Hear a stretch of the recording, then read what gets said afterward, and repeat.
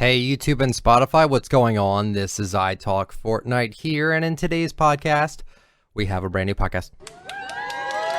It is episode number 48 of the ITalkFortnite podcast, and guys, this is not going to be your usual typical podcast. I did an interview / conversation with MustardPlays, aka Donald Mustard's brother. He makes amazing creative content over on his YouTube channel. I'm going to leave all of his links down in the pinned comment. I would highly recommend you check him out. He is a very good content creator in my personal opinion. And we sat down and we talked about creative for about 2.5 hours, as well as other stuff relating to Fortnite. And I wanted to upload this as the podcast for this week. I'll quickly just kind of go over everything else that I've done this week. Basically, I put out one video. I thought we were getting an update this week, but we did not get one. It will be this upcoming week. It'll be this upcoming week we get the update. But I was really hoping we were going to get the update this week, and I was already preparing for it and everything, but we did not get it. So I only put out one video. I feel really bad about it, but there really wasn't too much else to talk about because we were all anticipating that update. But yeah, I'm just going to let it go on now. This is the interview / conversation I had with MustardPlays. So let's go, take it away. And also just a side note here, there was a fan in the background for me for like 10 minutes. I had to turn it off. So I'm sorry that it was in the background for 10 minutes. But yeah, let's just get right into it. Hey guys, I'm MustardPlays, or Chad Mustard is my real name. So a lot of people ask like, where does MustardPlays come from? It's just literally my last name. I thought of being creative and coming up with something else, but Mustard was just such a good name and has some sway in the industry because I have siblings that work in video games and people know them, and I thought MustardPlays was good. But anyways, I do a lot of content around Fortnite, specifically Fortnite creative. I make my own maps. I play a lot of other people's maps. I teach people how to do maps. I do lots of things. I feel like I'm probably the most a varied Fortnite creative YouTuber out there when it comes to different types of content. And so, yeah, that's kind of what I do and who I am. All right. So my name is ITalkFortnite. People know me for my item shop videos. I do them every single night. I've been doing that since, I think, October of 2018. I've stayed home every night to record the item shop just to show what's in the shop, because I know a lot of people can't be on at specific times of the night. Time zones are different, so I know 8 o'clock at night for me for the item shop is like 1 in the morning for someone else. So I do that to inform and to kind of show off what's in the shop, give my opinions on it. And I know a lot of people know me for that, but I also do commentaries. I make just general, kind of like Call of Duty-esque commentaries about Fortnite-related subjects. And I do a podcast every Sunday called the ITalkFortnite podcast on Spotify as well as on YouTube. And yeah, I just like to think of myself as a Fortnite commentator. And that's basically it. Fortnite subjects. Sometimes I won't even use Fortnite gameplay, but my audience have basically told me that so long as I'm always talking about Fortnite, as that is my name, the game doesn't even matter. So if I'm having a dry spell and I want to play something else, Rocket League, Call of Duty beta that we just got, sure, we'll play it, and it'll be cool. I mean, that's something I'm very grateful for, because, you know, I feel like being forced to always play Fortnite for your content, it starts to become work, and it doesn't start to become super fun if you feel forced to playing it. Like, it's our job, so it's like, well, mine, I would assume. That's actually a question right there. Do you do YouTube for fun, or is it for, like, do you monetize your videos? I've certainly monetized them. Gotcha. So, I mean, the goal is I'm not full-time, if that's what you're asking. So, no, I actually own my own business doing marketing. Okay. So I have a social media agency where we help companies use YouTube and Facebook and Twitter and Instagram and all of this, whatever, TikTok in their marketing. And sometimes we work with actual influencers running different accounts that they have or whatever. And so I do this as part of that business. So Gotcha. This is one of like our products is my channel. And so that is like, we want to make money with this. But it's, as you know, it's a process to, Of course, make enough for that. And so I don't think I'd ever be 100% full-time on this. I certainly spend a lot of time on this, but I think I'll always have some sort of consulting or something on the side. You've got a back end, which is great. Yeah, our goal is to just like eventually have this be the main source of income for our business. Oh, okay. But that's still a few years down the road, I think. Okay. I don't know. I don't want to say a few years. I mean, your channel seems to be doing very well. Always love the content you put out. It's so easy too. Like you got the hub on the Tuesday. I think every Tuesday they do the new creative hub, and then you have like all the featured maps you could just do every day. Even like some of the matchmaking maps. Like it's right there for you if you like for content wise. And you don't even just do those. You do so many other things. Like you do commentary videos yourself, and I really like to see that. We don't have many of those in the Fortnite YouTube community. It's usually like top 5s, top 10s. Not a problem, just saying. And gameplays, and I'm like, I want like conversation. I like conversation with my content. Yeah. Well, and so that's one thing I try to do. I don't want to be known for just one thing. I mean, I definitely am known for Fortnite Creative, but when it comes to because the thing with Fortnite Creative is it's so vast. It's not just box fights or adventure maps or hubs or horror maps or whatever. It's all of those things, right? It's Fortnite Creative is whatever you want it to be. And so I wanted to have a channel that kind of reflected that, where the hub is a big deal every week because it's a new thing. That's where anyone who plays creative goes through it, and there's little mini adventures in it, and it's showcasing the amazing creators out there and their talents and their artistic talents. And now that they allow you to do gameplay in it, it also is showing some of their mechanical and like just storytelling talents. And so that's an important thing for me to like showcase. But also each like individual maps, whether it's a horror map or an adventure map, those are my personal favorites. But death runs and multiplayer maps, mini game maps, whatever, just showing those off that I think people will like. But then also building myself and building my own maps and doing fun challenges, where we just did one thing I do with there's some other great map makers out there, where we do a 4-hour build challenge where we try to build something awesome in 4 hours. And we just built an entire Clash of Clans base in Fortnite. And that was like, it was a crazy, really fun thing. And it turned out so good. And, or we build like an Avengers base once, and that turned out so awesome. And so we do a lot of, I try and like have variety. And so some of those are what's new and creative. And let's talk about, the issues with creative and what's coming, what I think creative needs to do to be more successful or whatever. So I kind of want it to be a hub for creative, it's not just how-tos. It's not just gameplay. It's not just whatever. It's lots of things. It's very varied, yes. I will agree. Yeah. Creative is one side of Fortnite, but it's like a one of those things, like those trees where it's like, it starts with Fortnite, then there's 3 trees. You have Battle Royale, Creative, and Save the World, and then you have even more branches that stem from that. You have creating your own maps, playing with other people, features, matchmaking portals, all of that. Like it's so vast and it's so expansive that it's like you can literally make do daily Fortnite creative uploads and it being something different every day. It's not always going to be the exact same every time. And if creative offers that, and that's always a really nice thing to say. Yeah, and that's the thing. It's like, we talk about a lot in content creation, whether it's streaming or YouTube, how you have to like do one game, and that's the only way you can really grow. And which is true to a certain extent. It's really, really hard to be a variety streamer, to play Fortnite and Call of Duty and Minecraft and Among Us or whatever, do all those things and switching around. Like that's why a lot of people, you see a lot of your favorite creators.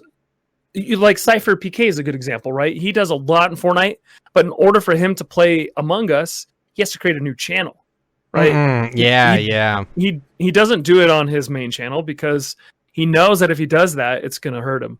And so that's one of the reasons I love Fortnite Creative, because it is a variety. I have a variety channel, but it's all Fortnite. So people are still like, it's Fortnite, but I'm playing a horror map one day, and then I'm playing Among Us the next day in Fortnite, and then I'm playing I'm building my own thing another day, and then I'm doing a death run the next day. Like, I'm playing Mario essentially the next day. So it's a lot of variety, and it's on a free game that has hundreds of millions of users, and like some of these maps, like there was a Fall Guys map. Oh yeah, Tumble Lads. Yeah, Tumble Lads, and that has, I mean, before it was featured, it had like 3 or 4 million plays. Yep. And that was just from people just searching Fall Guys and Fortnite, right? 'Cause they just wanted to play something like it. And now that it's been featured for like 3 or 4 weeks now. Crazy. And I'm sure it has tens of millions of plays. I haven't asked. I need to ask the map creators to see how many people have played it, but I'm sure it's in the I bet it's over 50 million plays now, but that'd be my guess. But, maybe, which is insane when you can, like, how many even like normal video games have that many plays? Oh, I know. It's like a very small percentage. Only the top, like, I don't know, 5 or 10% get that kind of play. Yeah, it's crazy, nuts. To be honest with you, nuts.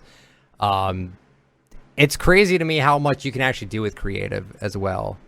Like, we may complain a little bit about lack of devices, lack of prefabs every so often. I mean, we just got that Princess Castle prefab. That was probably their best prefab they had in a while, considering I think everything in that was unique. And even then, even if they put out prefabs from things that we just don't have yet, that are already pretty familiar, that would be great too.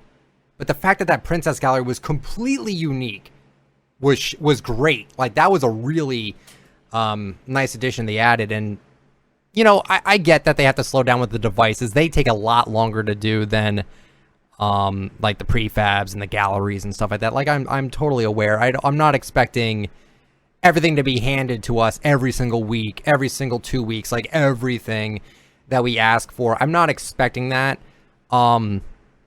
I feel like with creative, though, I remember I said this before somewhere on in the Discord, actually.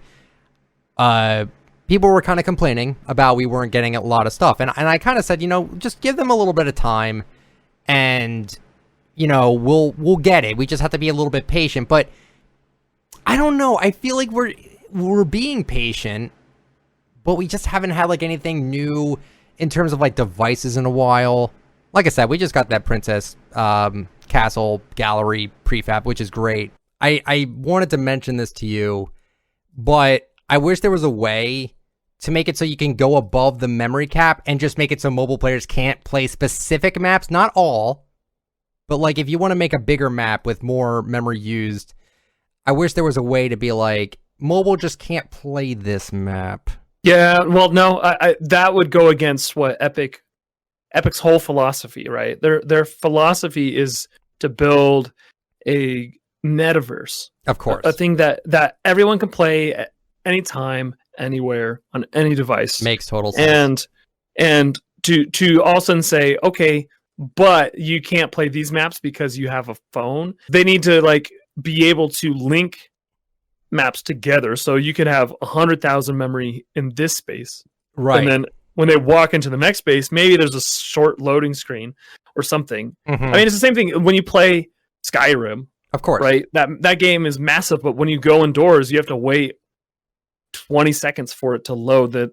Absolutely. When you go inside, right? Because it's like uploading a whole new map, basically. And so that's what I think creative needs, is some sort of way to link maps, whether it's through a matchmaking portal, which they kind of already have, where you can say go from point A to point B, and you can kind of do that. It's a little clunky, but maybe if there's a more like a smoother way to do that, where it's through a portal or through an invisible portal where you walk through a door and then all of a sudden it loads a new map and you can keep playing, right? So I think there's ways around it, but all the technical stuff behind that there's real challenges. Absolutely, so, and that it takes a while to kind of figure that out. Of course.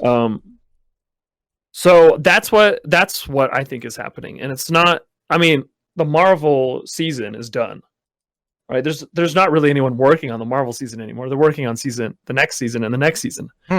Like they're done making the current season. Now I'm sure there's tweaking things and bug fixes and all of that stuff. That's different. But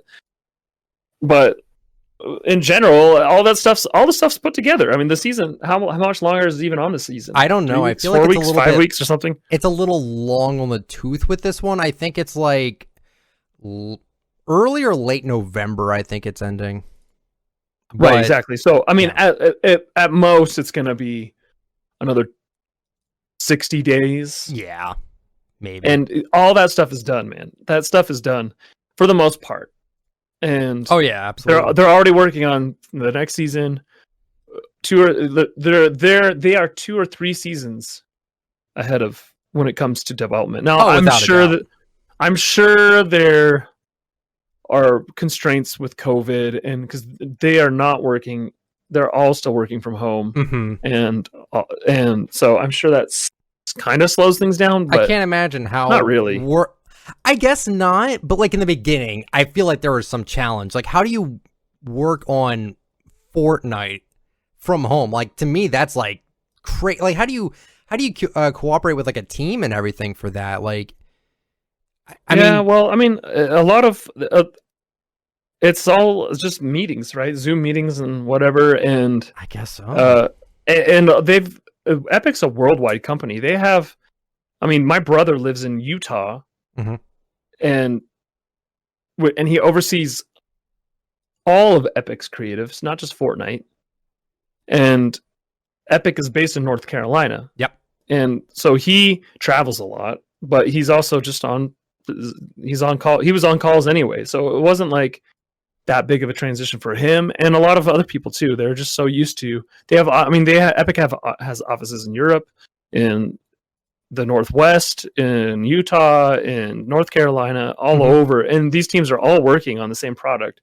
So they're very similar. They're very used to this worldwide communication. So I don't think it was. I mean, sure, there's transition pains, right? Yeah, they had to get everyone's super powerful PCs to their homes and all of that, right? Because most people don't have that. And I know that Epic kind of was ready for the shutdown. They had like, and this is all off the record too, by the way, but like I know they sent they had their tech teams go and set everybody up at their homes like a week or two before they shut down. Well, that's good. They were they just knew. They're like, it's coming, let's just get it ready for it. And so they started working from home before it was like mandatory. Well, that's good at least. Yeah.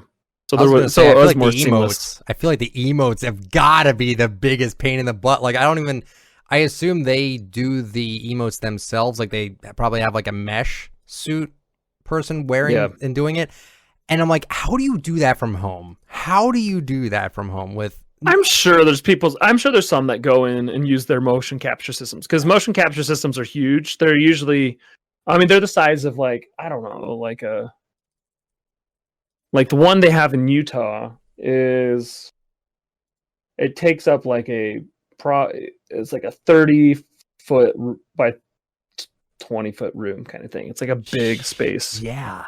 And and I'm sure they've got a couple of those in North Carolina. I haven't been out to their office, but yeah, so I'm sure there's their motion capture people. I'm sure there's some people, like people that have to run their servers, their server farms. They have to go into work. Like, so there's going to be some that can't just work from home. But, right. Yeah. I was like imagining this because, you know, like me and everyone else that plays Fortnite, we always have like our own little conspiracy theories in our head. I'm just imagining an Epic dev sitting at their desk and they look to the corner of the room. There's like a big green screen like where they would do like the emotes. Like it's just right in the corner of their room. Like they had to like take all of their assets from their offices and just like push them into their house. And I'm like, how do you even manage that? Like it makes a lot of sense for them to just be in the office. Yeah. Already. Well, and motion capture systems are very complex and they have to be, it's all fine-tuned with cameras all over the room, as well as, you know, high-tech like body suits with, you know, sensors all over it. Of course. There's a lot going on with motion capture. Yeah, well, I can imagine. It's crazy how they build this game. Crazy. Yeah, absolutely. Yeah. I feel like they don't get enough credit. I don't know. Oh, they get enough credit. They know. They make a lot of money. Yeah, oh, that's true. That's true. So yeah, I mean, and they know. I mean, Fortnite is on a whole other level from any other game. Like they are years ahead of anyone else when it comes to innovation. And now a lot of people are gonna, all the haters out there are like they didn't innovate anything. But you look at Call of Duty, right? Look at Call of Duty. What are they doing? They're putting out zombie games and battle royales, right? But when you look at Fortnite, yeah, it's a battle royale game, but what are they doing with it, right? They're constantly changing this map, right? Like everyone was too afraid. Like you look at PUBG, they're too afraid to change their map, so they just make a whole new map so that people then hate at map A, and love map B, or hate map A and love map B, or whatever, and it's like it splits the community and has all sorts of problems when you have 2 or 3 or 4 or 5 maps and people just leave games because they don't like the map that they loaded into or whatever it is. Versus Fortnite is like, hey, when we blow up something in the game, it's blown up. Oh yeah. When we destroy Tilted, it's gone. Oh, I hurt. Or or guess what? The map got sucked into a black hole. It's gone, guys. It's like maybe. Well, I don't know. I don't know the story, but it's like it's just like the world, right? If one of the craziest moments ever. Yeah, I mean, and that's the thing. It's like who shuts down their game for 2 days for what was it, 36 hours or 38 or something? It was the most painful hours of my life. I think it was like 36. I'm like, how am I going to make content again? Well, and that was the thing is like, what a risky move. Absolutely. That's 3, 2.5 days, or sorry, a day and a half of no sales.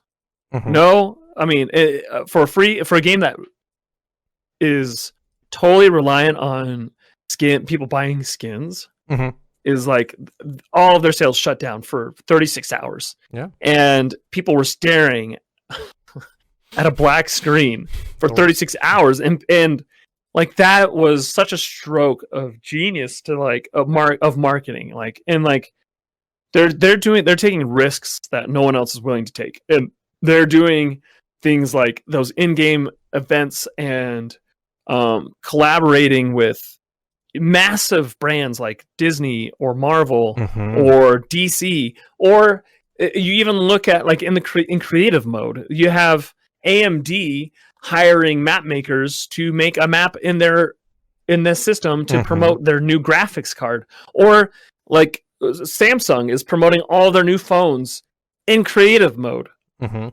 and that's not even. Those things weren't even like necessarily approved by Epic. It's just happening because people want to be in Fortnite, around Fortnite, and Fortnite saying go for it, right? We are the metaverse, and sure, AMD, go ahead, promote your new graphics card with one of our map makers, and good luck, right, or whatever. And like, and if it works, it works. I mean, it got a ton of press that they're like. People were looking for this new graphics card, and they're like, "Look, somebody built it in Fortnite," and there was all this press around it because they're like, "This is our only real look at the new graphics card." Is Maka makes build of the graphics card? It was a great arena. It was great. Oh, it was awesome. But it was like it's genius to be able to. A lot of companies would say you can't do that in our platform because of one reason or another, but Epic says go for it. Right. And then they're like, hey, can we do a concert in the middle of our Battle Royale game? Sure, let's try it. Right? And then you have these amazing events like Marshmallow or the Travis Scott event. Or how about this, guys? Let's do an interview with J.J. Abrams live in the middle of a Battle Royale match. And then we're going to play an exclusive clip of Emperor Palpatine that can only be heard on Fortnite. It's crazy, and nowhere else. And it's totally integral to the story that's going to come out in the Star Wars movie in a couple of weeks. Like that is like Same with like the BTS thing with the BTS the video. I know how insane the BTS fandom is. So for them to hide a I can't pronounce that word. You know what it is? A choreographical video of their most recent like hit single that's only limited to Party Royale. Like you can't. It's not on YouTube until the Fortnite premiere of it. I'm like, yeah, that's great. Great idea to just. If there's one thing that Fortnite is, they're extremely innovative. I know this. Like, I've been around for a while with this game. I've seen the Rocket event. I've seen the Travis Scott Marshmallow event. My friend Slushy performed for Fortnite, which was I went to high school with him, and that was crazy. I'm like, oh my, like in Party Royale. Yeah, I almost had tears coming down my eyes. I'm like, my friend made it in Fortnite. Like, how insane. This game, exactly. This doesn't feel like a game. This feels like it doesn't feel like a game. It's not, and I mean, it started with, you know, the Fortnite engine, whatever, Save the World, became a battle royale, got super popular. But their vision is the Oasis, right? From Ready Player One. That is the vision. Is like, you come to Fortnite to hang out on a Friday night and go to a concert.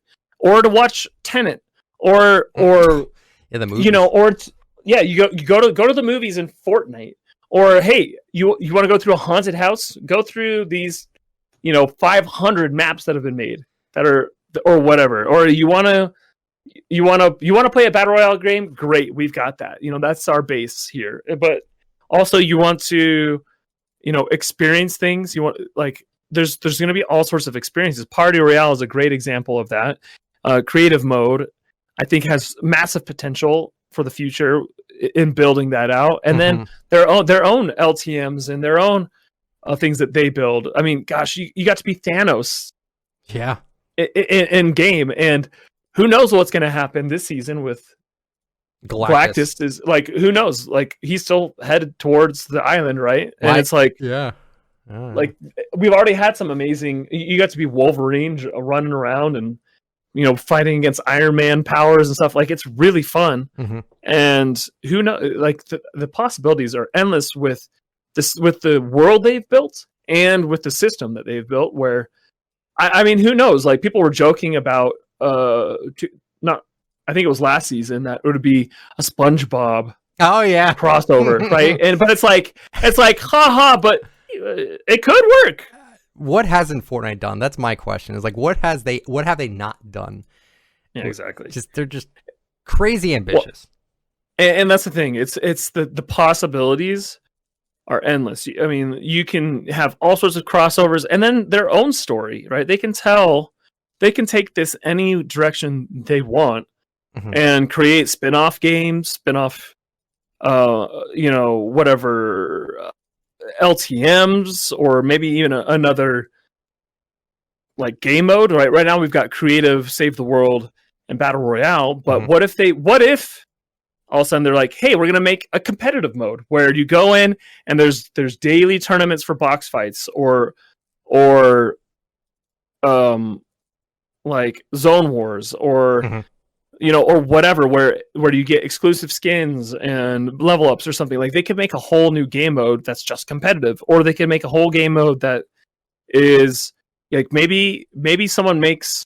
So one of the things I love about the history of gaming, if you look at like gaming, like the most popular games in the last 20 years or ever even, is like, the number one is Minecraft, right? Yeah. Minecraft is got the most downloads. So many people playing it. Now I'm sure there's some people like say, Mario's better, or Zelda, or what, or Call of Duty, or whatever. But really, when it boils down to it, so many people played Minecraft, and then because it's like this open system where you can build, you can play, you can do whatever, and then or even you look at one of the next most popular games ever is Counter-Strike. Yeah. But that was a mod. That was Counter-Strike was made by fans, and then, oh my gosh, I just forgot who makes Counter-Strike. Oh my gosh, it's not Valve, is it? Yeah, it's Valve. Oh, Valve makes it into a real game. They say, "Oh wow, people love this search and destroy concept, and let's make it into a game, right? And so they made Counter-Strike. So same thing with Fortnite. They see box fights is like a whole category of millions of people playing it. Mm-hmm. Why not just make it into a game, right? And you never know. Like, I feel like there's so many possibilities of like, oh, this thing is taking off, this new game mode that we've never heard of before. Box fights is not a thing anywhere else. Yeah.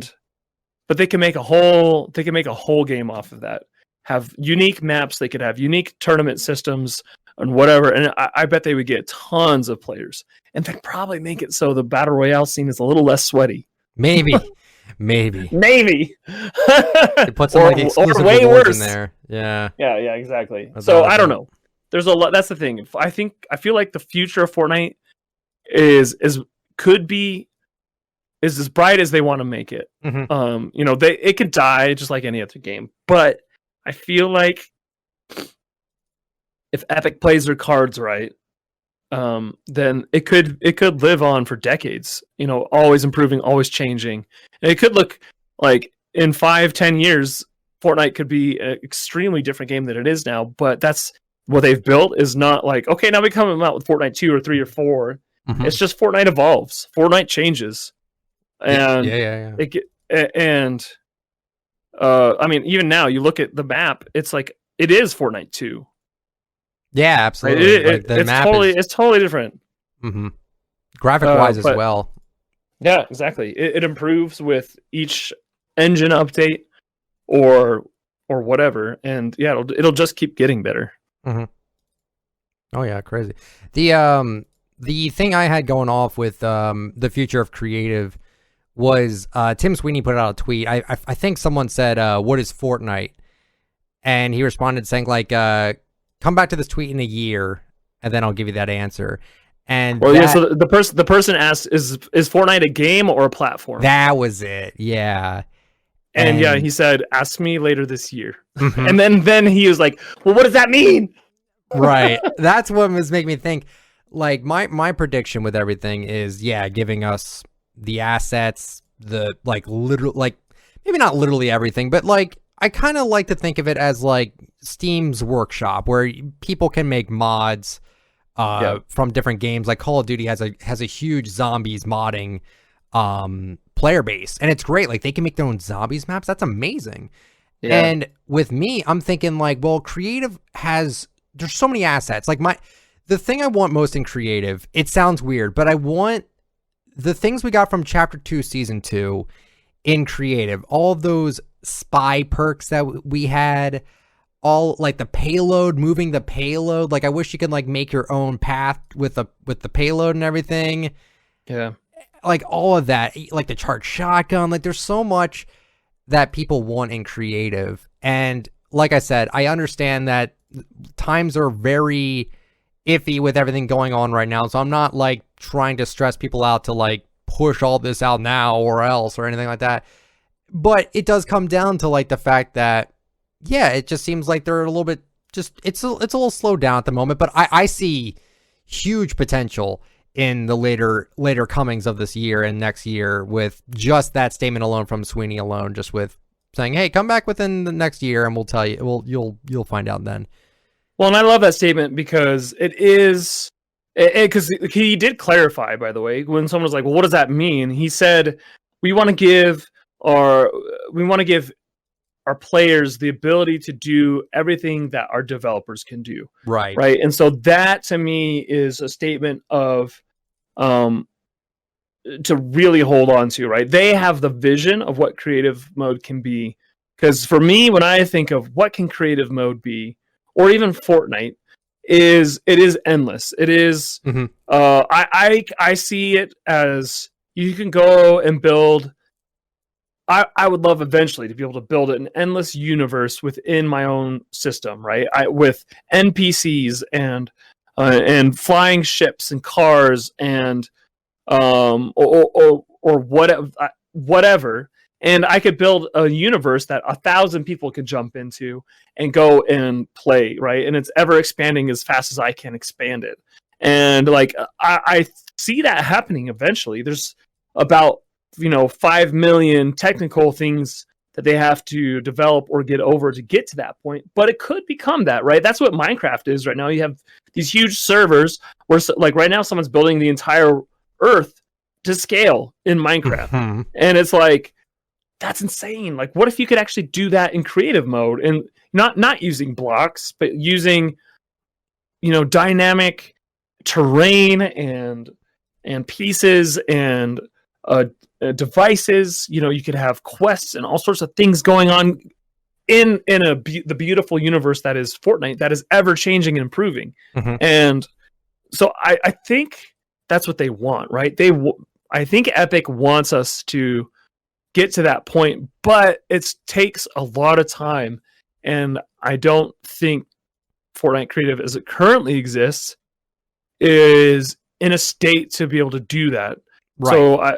So I think there's a lot that has to be done on Epic's side to be able to get to that point. And another challenge that they face is, like, there's some other great systems out there that you can make. Like, so like you mentioned Steam or even like Core is a new system that's being built that Epic has invested in, by the way.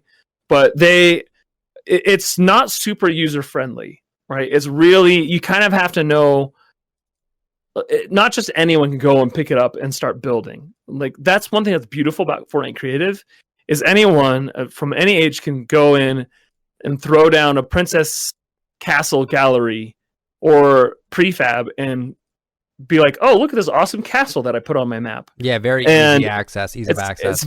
Very easy. But I still think it's almost, there needs to be a balance of this. Anyone can pick it up, but then also anyone can do anything they want. And so that is a huge challenge to overcome, this balance of ease of use, but have every asset that Epic has ever made in the game, right? Whether it's Fortnite or Infinity Blade or Gears of War or anything that they like, that is something that's like, oh, I would love to have the Infinity Blade, Infinity Blade 2 tower. I just want to drop that down right now. And like that would be an awesome thing to do, but it takes a long time to get to that point, and to say, oh, you know what? I want to build an entire race game in Fortnite with futuristic cars that can float, right? And like, it's going to take a while to get to that point. And I feel like right now in the current system, it's hard to say, okay, now let's just add in payloads, or let's add in cars, or let's add in whatever, because what happens is, what if they remove it from Fortnite Battle Royale? Right. All of a sudden, they take cars out, but they still have to support cars in creative mode. Yeah, that is and that is definitely something to think about.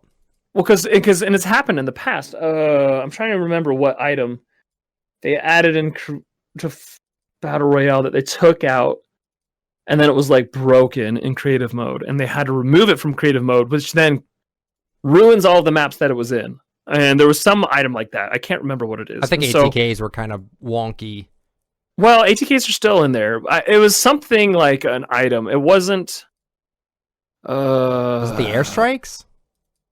Because the airstrikes would like spin around when you threw it down. Like the rockets would just do that. Yeah, it was something like airstrikes. I don't think it's airstrikes, but it was something like that. But like, it's like or like, they change how high you can bounce on the pinball jump pads. Jump pads, and it's like, okay, they just broke one of their they just broke Lucky Landing, which was Lachlan's World Cup map. Like, you can't even get past the first 5 seconds of it anymore because the jump pad's different, and it's like. So like that kind of stuff changes. So at some point, creative mode's going to have to separate from Battle Royale. Yeah, that would make a lot of sense. And so that's one of the issues they have now. So if cars are in the game, they can't just add it into creative mode, because we don't know their plans for cars. Like, maybe cars are going to exist for this season or even this chapter, but what happens when next chapter rolls around and maybe it's spaceships now, but cars are gone and they're not supported anymore, and every map that's ever had cars is broken. Makes a lot of sense when you really think about it that way. Personally, I didn't think of it that way, but that totally changed my perspective with just wanting items in creative. It's as simple as like, oh well, it's in the game, so why can't they just put it? Well, sure, maybe they can put it, but then they have to keep it on maintenance. They have to make sure it doesn't break, make sure you don't change too many different assets. Like them nerfing and buffing some of the weapons sometimes messes with creative as well, because they those weapon damages carry over. I've seen maps where it's like it's a one-shot sniper map with like the heavy sniper, but because they nerfed the damage not that long ago, but because they did that, they're surprisingly worse now in that map. So yeah, separating from BR is definitely something that Fortnite would definitely need to do if they would want it to kind of function without having the handicap of, well, if we're not supporting in BR, then if it breaks in creative, well, it's like that's another thing to worry about. There's already so many things in BR and there's already so many things in creative that they have to keep on maintenance with.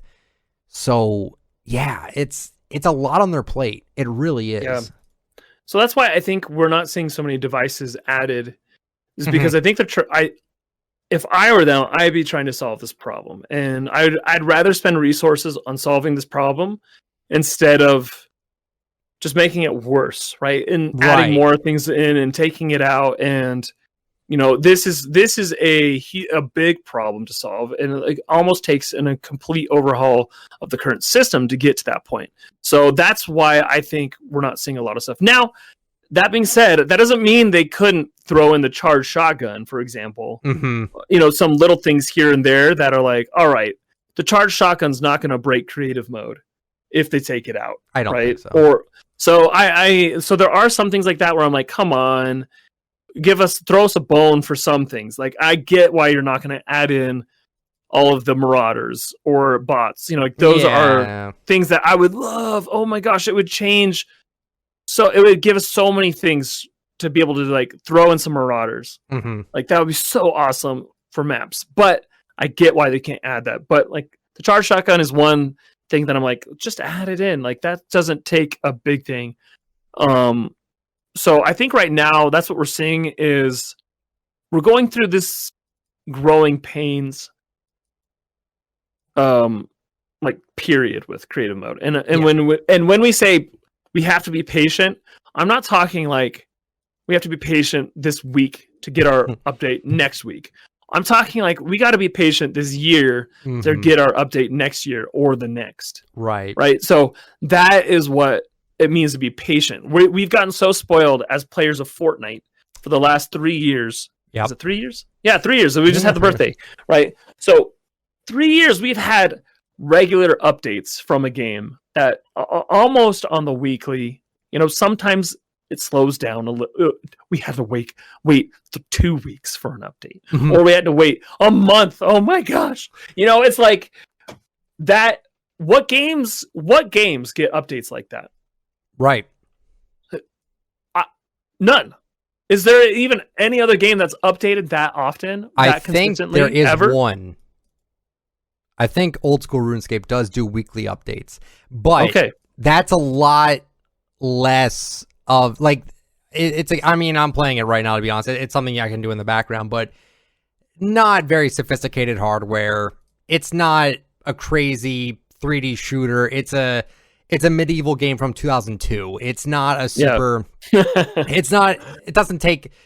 Like, there's some development, but it's not on the scale of like what Fortnite does for their updates. It's not even like I don't want to put this game down or anything, but like this game is made off of like 2D pixels. Like you can play it on your phone, and it a lot of people don't really like it because of the graphics. But comparing it with like Fortnite's updates of like changing their map around and doing this and that, like it's night and day difference. But like how much effort do other video games put into weekly or semi-weekly updates with the amount of stuff they put into them? Probably none.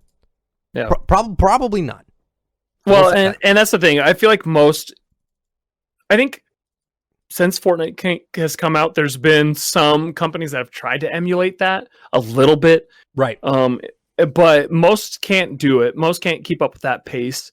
And most kind of fail at the correct pacing and look, we're not even just talking about updates. I mean, every day, as you know, better than anyone, we have an item shop update. Oh, yes. And sometimes it's not the best, but it's changing every day. Maybe they've missed a day here or there. I don't know. You'll know better than I do on that. But I'm trying to remember. There was a day where it was the exact same shop. I think I remember Cloak Shadow was in that shop one day, and then there was the black hole where I think we had 2 days with no item shops. Exactly. So you can count on your hands how many times they've missed a day of new things in the item shop, and it's like, or at least a rotation. Yeah, the rotation. And like, so we have daily new things, whether it says new skin or whatever in this thing. And so we've gotten really spoiled to say, creative hasn't gotten any updates this year. Well, it's like, well, actually, we've gotten quite a few updates. We've probably had, I could go look at my videos. I've done a video on every update. There's at least 6 or 7 updates this year, which is a lot. And now maybe those updates weren't what we wanted them to be. Right. But I think the way most games work is, Breath of the Wild comes out, and then we say, you'll get an update with the new game in 3 years. Or 4 years, or 5, depending on the game, right? And we wait for Breath of the Wild 2 to come out. And when it comes out, we're like, this is amazing. And then we're like, where's the next game? Oh, well, it's going to come out in 3 to 4 years with probably the next system or whatever it is. We got to come out with a new console first before we can come out with another update to handle it. Right. And so, but Fortnite says, okay, it might. So what I'm saying is, our creative community or even Fortnite community has gotten so spoiled to say, when we say be patient, and when I say we, I'm just talking in generals here. I have no inside information on this, but when I say be patient, it might be a year before we see anything significant in these system changes, because it is such a major change to go from what we currently have to what it needs to be. Like, Fortnite Creative needs to be its own system. It needs to have its own content browser system. It needs to have the ability to link maps together seamlessly. It needs to have its own terrain editors. And all of its unique devices, everything from cars to ships to NPCs to the ability to force someone to first person to third person to top down point of views to side scrolling to you name it, or effective sports physics, right? I want to build a soccer game within creative mode, or a basketball game, or an American football game, or whatever. Like, if you want it, they're gonna. It takes a whole new system to be able to build that, and I think it's gonna take a while to do that. And I personally would rather them focus on building that system, than giving me cars in Fortnite. I understand that, right? So that is, for me, and there's been a lot of debate on Twitter about this, and I've talked about this multiple times in my videos. We have everything we need in creative mode to build a lot of amazing things. And there's a lot of amazing things that haven't been built yet that no one's done or even thought of, because they just haven't thought of it yet, right? There is an endless amount that you can build with your creativity in 100,000 memory, right? And even with our current devices, there's a ton of things you could build that hasn't even been thought of yet. That's very true. And it's just trying to figure out the right combinations of devices working together to do that, right? Someone just built a working calculator. Yep. In Fortnite using a bunch of devices. It's insane. Or there's a ton of stuff, and no one's even thought, like, why would you want to build a calculator? But there's so many calculations that go in to building a calculator that can calculate 700,000 times 44,572. Like that is insane that someone could build that. And I know there's a ton of things that are out there that could be built that we just haven't thought of yet. Yeah, absolutely. So I think right now is the time for creative people or the creative community to really fine tune a lot of their skills, to learn things, learn how to build more aesthetically pleasing things, learn how to, get mechanics to work, and learn how to, work with other map makers. If you're a solo map maker like myself, right? How are you going to learn to build with other people? Because if there's ever a system that's as robust as, say, Minecraft or Roblox, you're not going to be able to compete with the teams out there that are forming right now, right? The people that have a mechanic and have an architect and have a musician and have a writer or whatever. And it's like, what are you doing right now to make friends, to build be a part of the community, so that when this takes off, and I'm telling you guys, it's going to take off more. If it's not Fortnite, it's going to be something. I think my personal thought is the future of gaming is in a creative mode like this, or like a Minecraft, right? Who's going to take Minecraft and make it so it's more beautiful, more accessible, and make it so people can build whatever they want, and it doesn't have to be a developer that does it, right? And whoever does that, whoever figures that out, if it's Fortnite Creative or Core or Roblox or Minecraft 2.0 or something, whoever figures that out is going to be the number one game for the next 20 years, just like Minecraft was the number one game for the last 20 years. It's going to be, or whatever it is, 15 years. I don't know what it is. But whoever's going to be on top is going to be the one that figures out how to do a true, like, sandbox.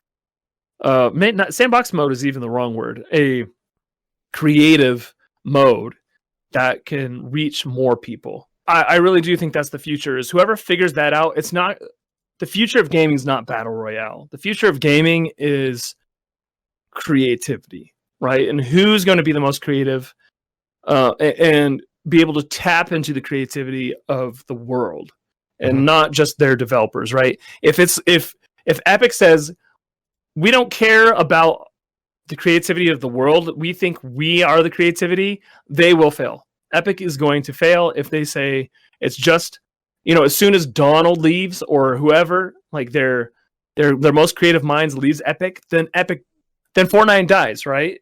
But if they can say, we're giving the reins of creativity to everyone, and then you're going to see endless development and growth. And then it's just up to Epic to say, okay, we're going to put a little bit more resources here, a little bit more resources there. We're going to fund this map maker, and we're going to take this game mode that's really popular and make it into a really big game mode. That is, I feel like a gaming company or a developer that's really going to succeed is someone who learns how to take the creativity of the world and really capitalize off it and share that revenue. And I mean, that look like the number one website in the world is Google and YouTube, right? Right. YouTube, the reason YouTube's so huge is because they said, we want to see the creativity of the world, and we think everyone else does too. And they were right. Yeah. And now people watch more YouTube than anything else in the world. They watch more YouTube than movies, than Netflix, than TV or anything else, because it's people like you and me making the content, and people and the people that want to watch it will watch it for hours and hours. And that is, whoever can duplicate that in gaming is going to be the king of gaming. And I think that's what Epic's trying to do. But it takes a lot of work to get I can't imagine to build the system to support that. Yeah, without a doubt. I definitely think that it might sound like easy to some people, but like I feel like to those people, have you even really like made a game before? Have you like developed a game before? It's like I can't even begin to imagine how difficult it must be to like give creators everything at their disposal, like, and in a neat, ease of access way. Like, I think the way they have creative right now is very good. I mean, I think people forgot about this, but creative, you used to have to throw down the prefab and then get your stuff through that way. Like, you couldn't just pull one thing out of each prefab or gallery. Like, you had to throw the thing down first. And that was, like, right there a huge step to me of, like, wow, they're really trying to, like, they're making it easier to get involved with creative and to learn it and to actually pursue it and all that stuff. Like, I've made maps before. Like, my maps mainly come down to like domination and search and destroy. Like, those are my two favorite game modes. Call of Duty was big, like Call of Duty 4 and Call of Duty World at War back in like 2006 and I think it was like 2006 or 2007. I played Call of Duty all the time. Like, that was my main game. So I was inspired by the one device that Fortnite added. I think it was like the bomb, where like you have to interact with it to plant and defuse, plant and explode, stuff like that.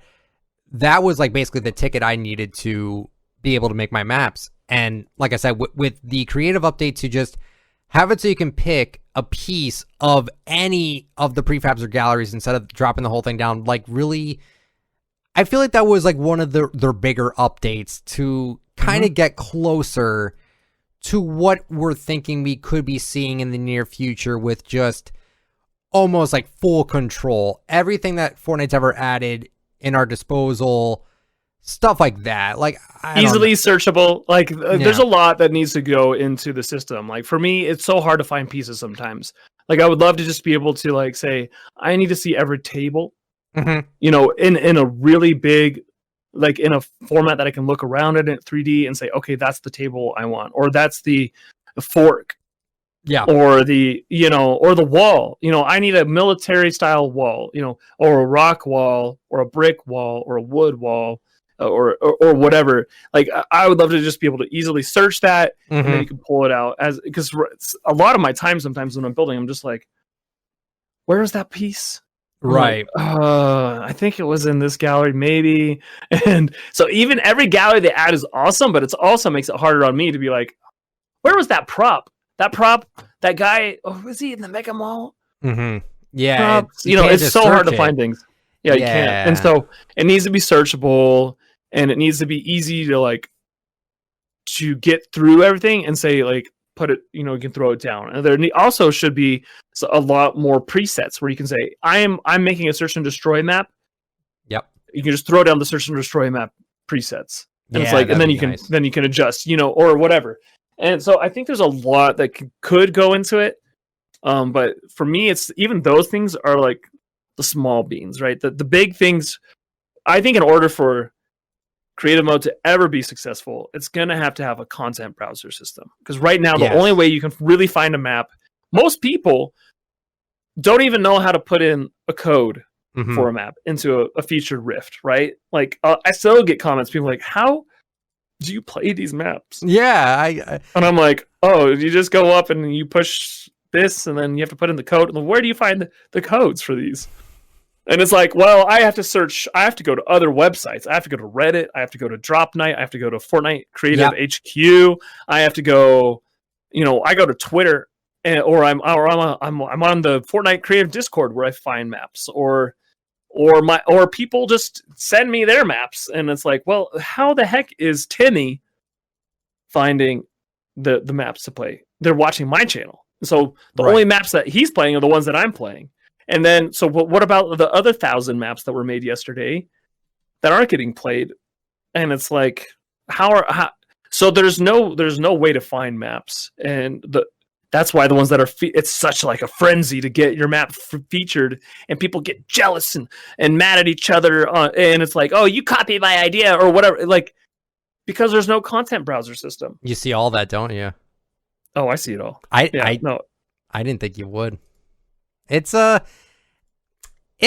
know what? It's tough. It's really tough to get yourself out there with your maps and stuff like that. Like I remember I put out a map, made a trailer and everything for it, and it was taking place in a mall. It was gonna be Search and Destroy. I think I called it Mall Mayhem, I believe. Yeah, that was the name of it. And it got like green lit and everything. I'm like, all right, I'm ready to go. And then I found out that they actually said no at the last minute because it looked too realistic to a real mall, and they didn't want like shootings like happening in a real mall. I'm like, you know what? I totally get it. So I went to work on it, made it darker, made it look abandoned, put a lot of dirt, trash, things tilted over and everything like that. And that actually just recently got the green lit. So maybe I'll hear back from them soon about it, but that's I'm very grateful for that. And yeah, I just feel like getting your map out there, the reason why people want that so much, yeah, you're right, mainly comes down to the fact that there's no easy way to search for it. There's no easy way to search for specific maps unless it's from a third-party website. And even then it's not always there. It's not easy at all. No. It's just if the map creator maybe submitted it and then that they accepted it, right? And then even then it's like a lot of these sites are like, you have to, in order for it to get featured at the top of their list, you have to pay for that. And it's like, who's going to pay to get their map featured at the top of Drop Night or something? And it's like that. It's kind of silly. Whereas if Fortnite have you ever played Mario Maker 2 or seen it? Oh yeah. I mean, what if that was the system in Fortnite where it's like, I want to play Death Run. Well, here's every Death Run ever made, but you can sort it by difficulty level. You can sort it by how it's rated. You can sort it by how many people have played it.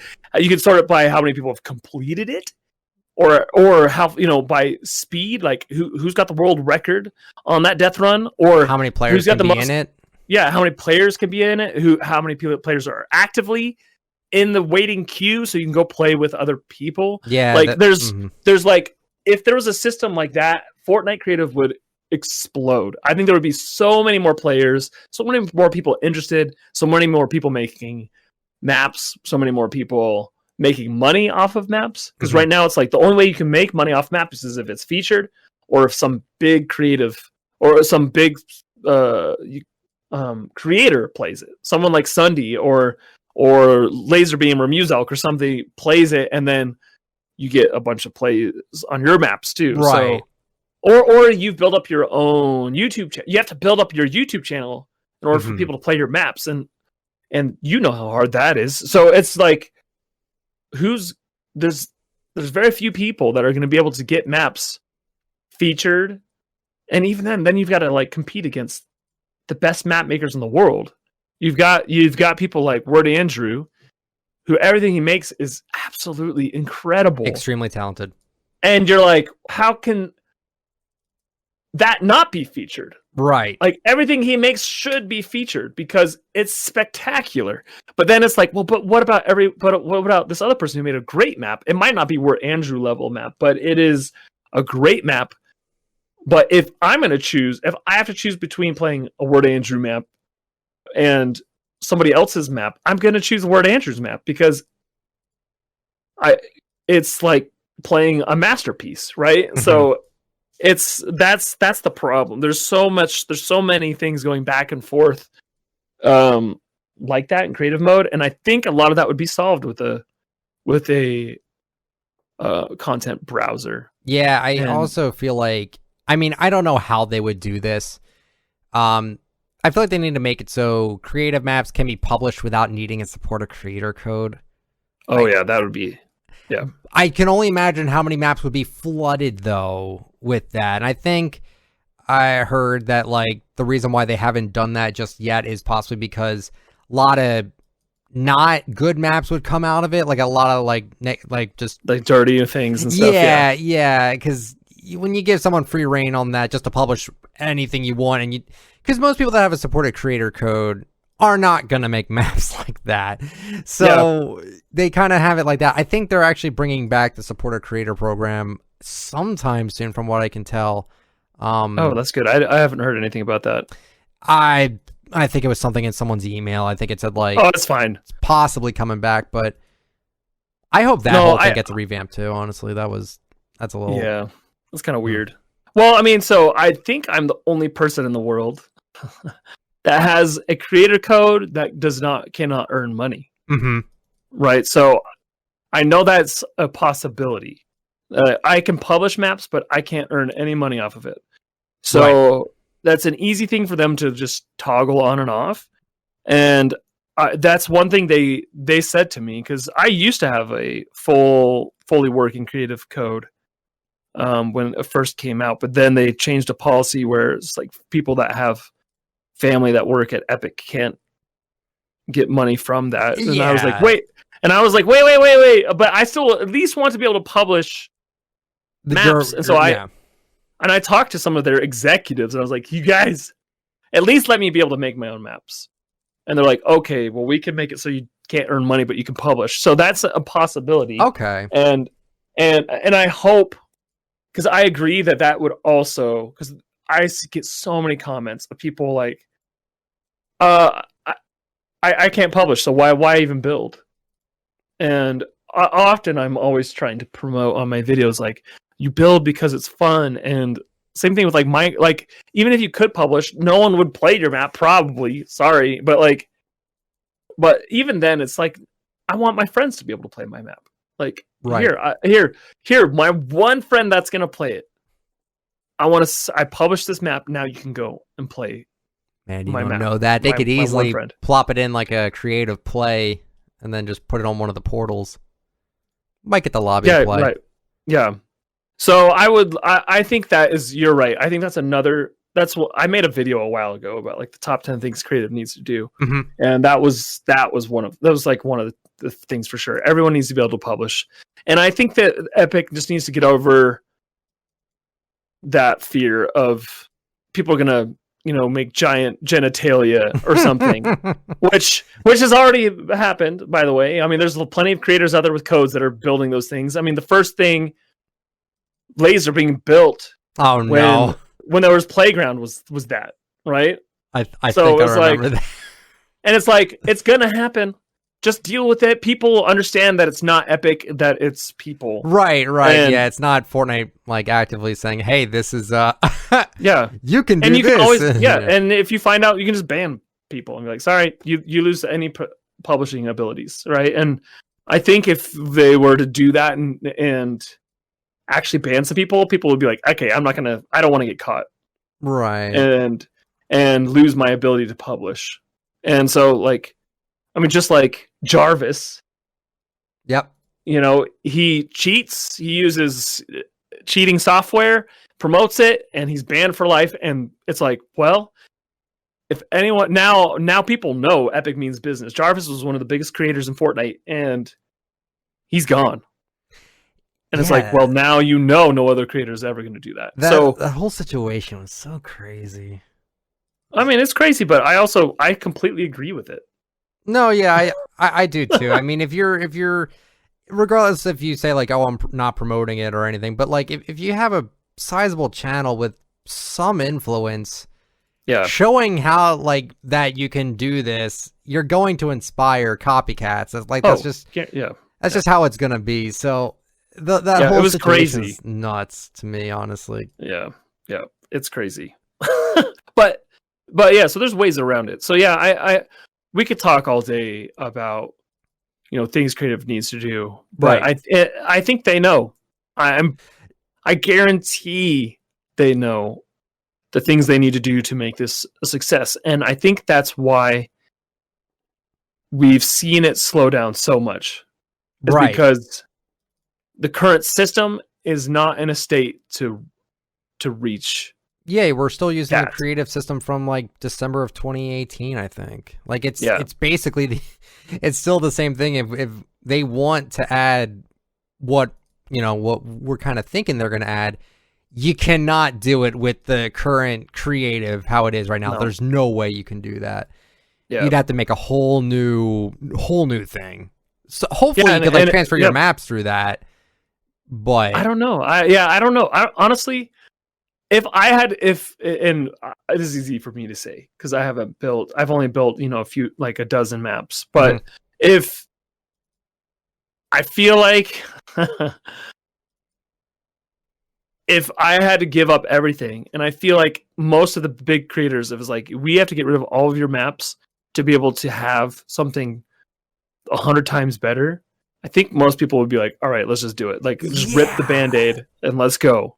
And like, let's start building now on the new one, on the new system that has a content browser, that has every device, all these devices. Yeah. Like, let's just rip the Band-Aid off. Maybe there's some sort of a transition period where it's like, okay, you can still play creative, the old system for a little while, but even then, or it's like maybe there's like a way to like a portal, you can still go and play old maps or something. But I feel like just rip the Band-Aid. You really think when we get this new creative thing, you really think all the other maps are going to just have to be deleted? You really think that there's no way to? You don't think there's any way that we could possibly just transfer them or anything? I don't know. No. I'm guessing. Like I'm thinking. Like I'm sure there's a way. And I'm sure there's a way to figure that out.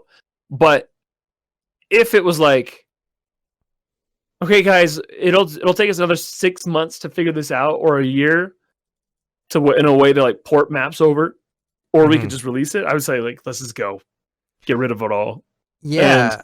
And let's just start from scratch. And I think you're right. 9 times out of 10, I don't think people are going to be too upset that they'd have to lose all their maps to get Creative 2.0. Let's just say, for example, let's just call it that. Yeah. To get that, it's. I feel like 9 times out of 10, I think it's like completely worth it. To just say, okay, they all have to be deleted. We start fresh. Everything that we build now will be content in the content browser. It'll be so much easier to access. Menu UIs, new, like that's one thing I really want in creative. I kind of too. The first one is basically like any video game you've played recently that's not Fortnite. Okay, well, let's just say Fortnite for example. Fortnite, when you boot it up, you have 3 options: creative, battle royale, and save the world.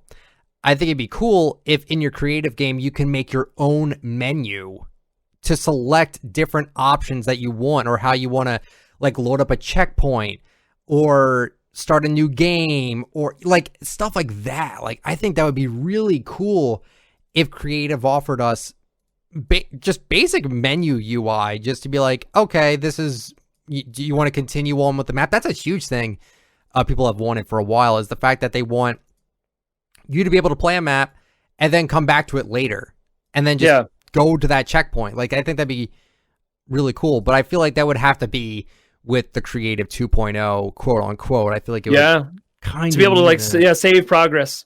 I mean, that is a big thing. I mean, that was one of the things that, because we built a map called the Fourth Dimension, where it was like you had to go from map.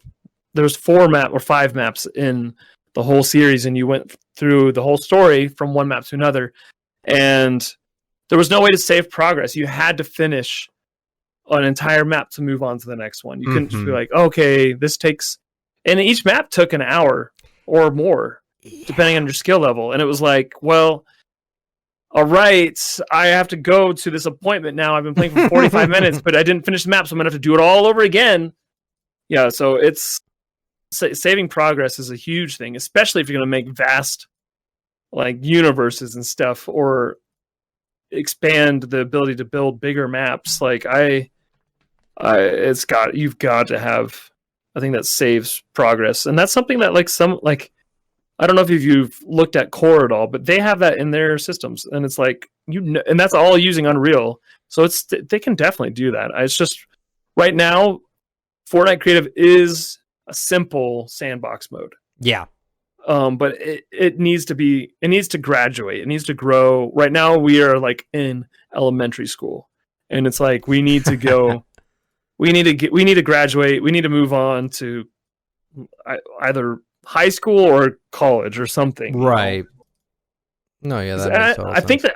I think the community's ready for that, and but I don't know if Epic's ready for that, because it is. If it becomes what I think it can become, it will dominate. It will take over gaming. I'm excited to see it. But yeah, we'll see. We'll see. Yeah, that's just my opinion, of course, and I'm sticking to it. No, yeah, no, please, for my YouTube channel, I'll take it. But the other thing I really want in creative, simple thing, I actually kind of just want in Fortnite in general is you play some of the Epic Games library, right? You play some of them, right? Or do you only play Fortnite? Oh yeah. Other games in their store. Yeah. I do. You ever play Rogue Company? Oh, I haven't played it, but I've seen a lot of people play it. Fun game. I really like it. I buy all their skins in that game too. The simple thing, it's a third-person game, third-person search and destroy, and they have the option to swap perspectives. So you know how in Fortnite you always aim to the left, like your body is always aiming left? Give me an option to where I can just switch that, because Fortnite did a search and destroy tournament thing, and they were really pushing it out. Like I could tell, I think it was like Sundown was like, that was search and destroy. I think, I'm trying to remember who made those maps. There was 3. One was made by, 2 I believe was made by someone by the name of Dima, I think, or no, Deco. 2 of the maps were made by Deco, which I believe is like a company. And then there was a third map made, which I don't remember the person who made that map. And me personally, I thought it was a success. Like I thought it was really fun. I loved grinding out those challenges for like the backboards and stuff like that. It was super fun. But the issue with it was that you always had that right hand advantage where you couldn't swap perspectives from left to right. You always had to keep aiming down with your body on the left, and you couldn't do it on the right. I wish Fortnite I can't imagine it being that difficult to implement it. Like, I don't know if you want to put in the main game, but for game modes like Search and Destroy where you have that advantage, I wish you could just switch the perspectives, as well as like disabling bloom. I think would be a great idea for like a setting in creative. Oh yeah. I feel like that probably would have made Search and Destroy a bit more successful than when they tried it for Valentine's Day this year. Yeah. Loved it. I think there's a lot of things like that. I don't know if there's a specific reason why they don't allow you to switch shoulders. Yeah, just hasn't. I don't know why. I remember I was talking. I think it was on my stream. I did a stream with Donald a long time ago, and before Fortnite was like massive. It was still big, but it was like I remember that stream actually. It was season 2. I'm pretty, it was season 2, but I'm pretty sure he said this on that stream. But like, I think one of the questions was like, why can't we lay down? Oh yeah, why can't we go prone? Yeah, why can't we go prone? And he's like, well, there's a few things that we think makes Fortnite a success, or there's a few things that we think if we added it would break the entire system, right? And not the system, but like what makes Fortnite fun. Yeah. And going prone, and he was one of those. And he's like, going prone would ruin Fortnite. It would promote camping. I get it. And it would make sense too. Yeah, it's not even just camping. I can't remember. There's a couple of reasons he talked about, but he's like, that was one. I can't remember the other. There's like 3 things. He's like, and prone was one of them. And he's like, we can't do that. Gotcha. And I was like, okay, that's interesting. I've never even thought of it like that. Like how it would just completely ruin what Fortnite is and what makes it different and unique. But yeah, so I don't know. Maybe it's one of those things. I don't think switching shoulders is one of those things. Right. Maybe it is a skin problem with all their different skins. I don't know. I don't know why they wouldn't allow that, but like, I want to see Search and Destroy succeed. That is my favorite game type ever made. I mean, they even made that a game mode. The Search and Destroy stuff, they even made that into like a legitimate game mode, and I loved it. Every second of that, I loved it. It was so much fun for Valentine's Day with like the Harley Quinn skin coming out and I would love to talk to you about skins as well, but like, you know, they had like a really cool amount of stuff. Like I think they had like Metal Mouth, the Metal Mask bundle. It was such a fun time, and I think they offered like, you know, what could we do to make it a little bit better?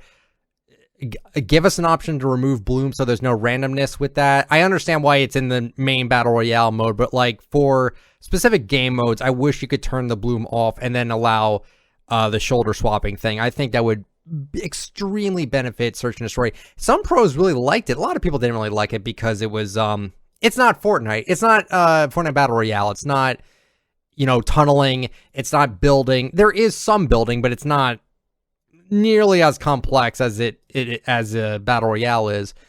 Yeah, but I would love to see that mode succeed, and that was just a few things I would love to honestly see with it. And I wonder how difficult it is to like at least like turn off bloom.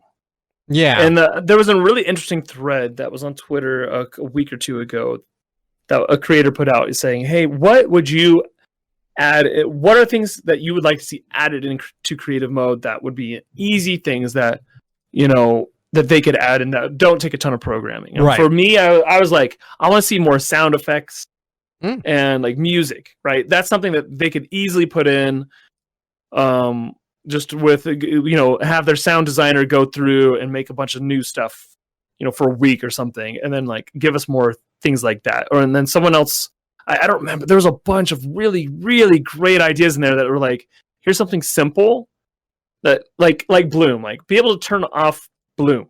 Mm-hmm. Like, is that might be an easy knob that they could put in and just say, oh yeah, turn off bloom on all guns.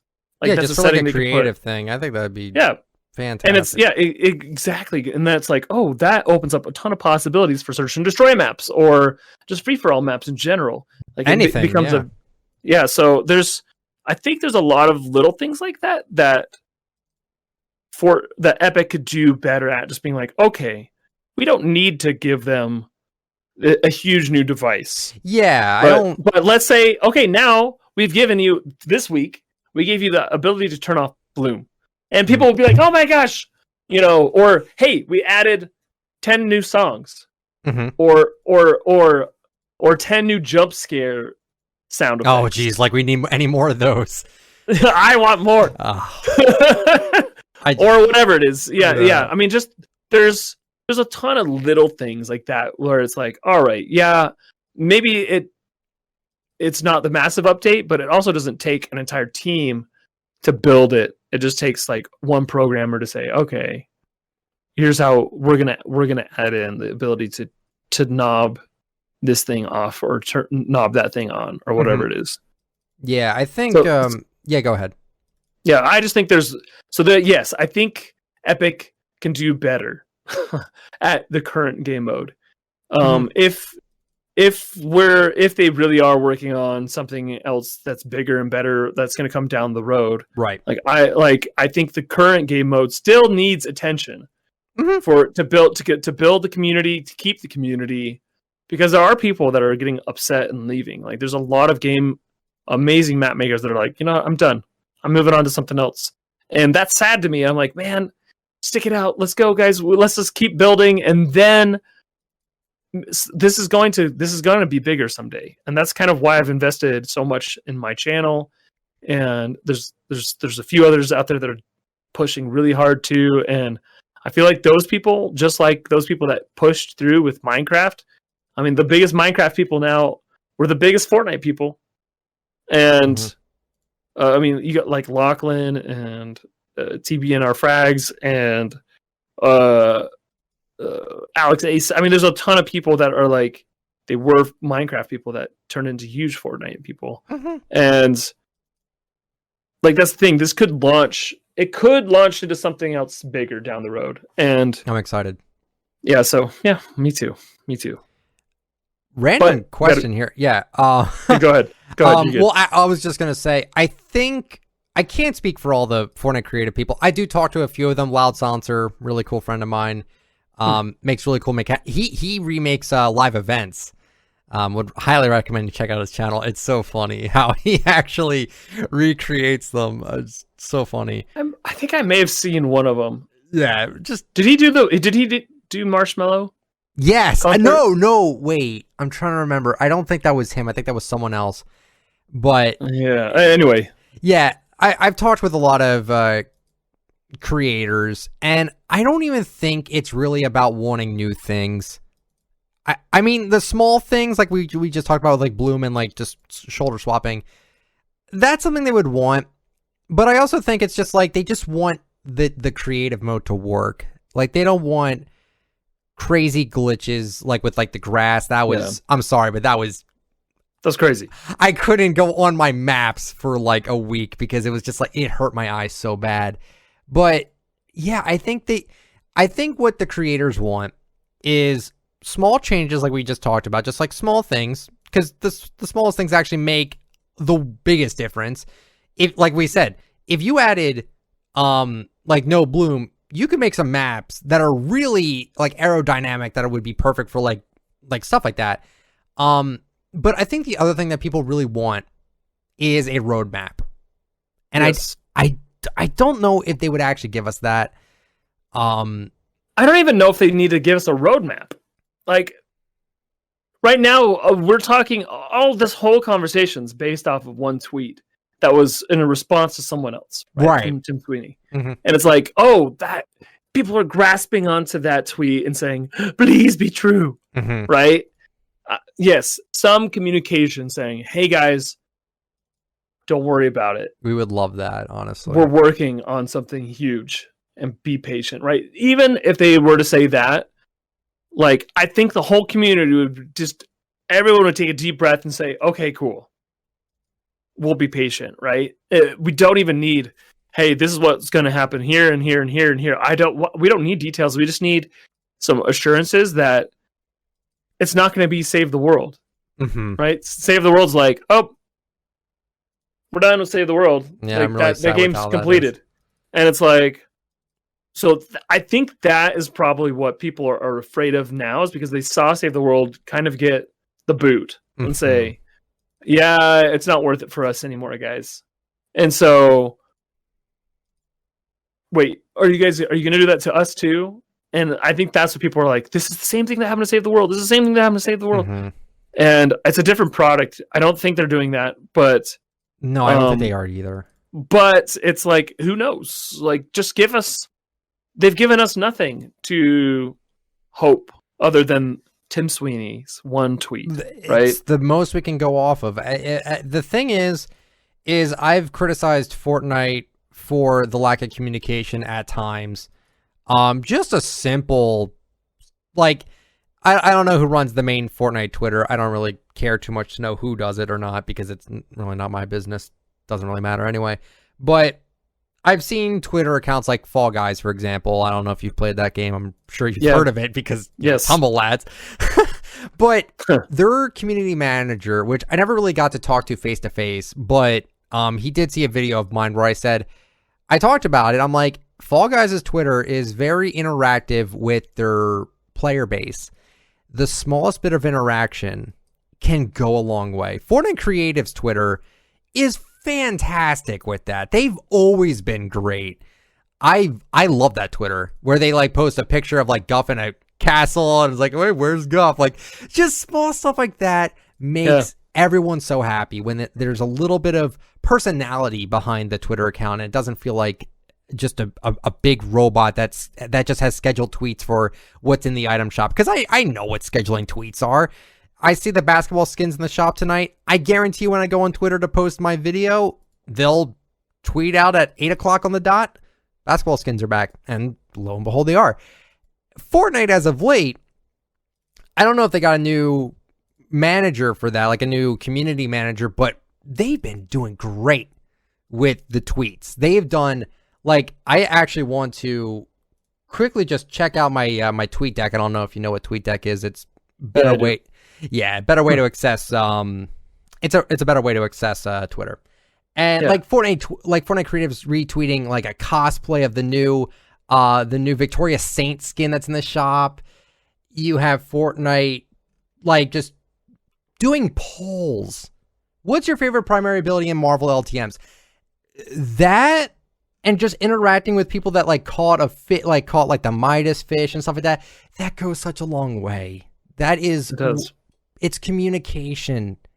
That's what I think that's what everyone wants. With not just creative, I think they just want that with Fortnite. Fortnite, when it first came out, like when Battle Royale was first blowing up, that's how it was. Mm-hmm. They were the standard for how a company should communicate with their community. People were like, "Wow, we never get communication from our companies or from our different games. Like, come on, Call of Duty, why don't you communicate like Fortnite does?" And people like things would break, and then Epic would be tweeting out, "Oh, don't worry, guys, we're working on this. It's coming out. Here's our Trello board, and here's this whatever." And it's like there was so much communication, and then Fortnite got huge, right? And I think some things changed as the scramble to keep up with the growth, and also with the size of the community coming in that was so negative and so whatever. Like anything they posted was just even now anything they post, whether anything my brother posts, if it's like, "Oh, here's my cute daughter," people are like, "Fix your game," and it's like, it's like I think that has had an effect without a doubt. And I there's always turnover and changes and who's working there, whether it's executives or community managers or whatever. And I think philosophies has changed as they've grown, and as everything they say and tweet and do is completely scrutinized by not only fans but media.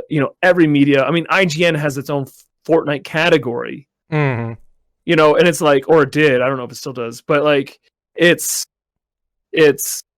every little move, thing they say, everything that Donald tweets, is this part of the game? And it's like, okay, so they have to be so careful about everything they do, from responses to the things sending out, versus Fall Guys. Nobody cares. And it's like, they cared for a month, but nobody really cares now.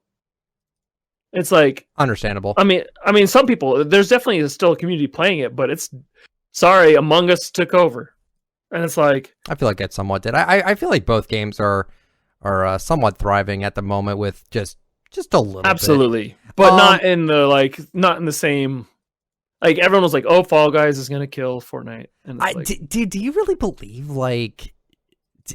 I'm honestly, I didn't think you guys actually read the Twitter replies, because I see it all the time. I used to get not so friendly messages. I doubt you even know about this, but back in 2018, I was getting back into the game, and I really wanted the skin Power Chord. That is my favorite skin of all time. It's the pink-haired rocker chick, and Fortnite had not brought it out. And I did everything. Like this was the time when Fortnite tweeted out about a live streamer. His name is I believe his name was Beast.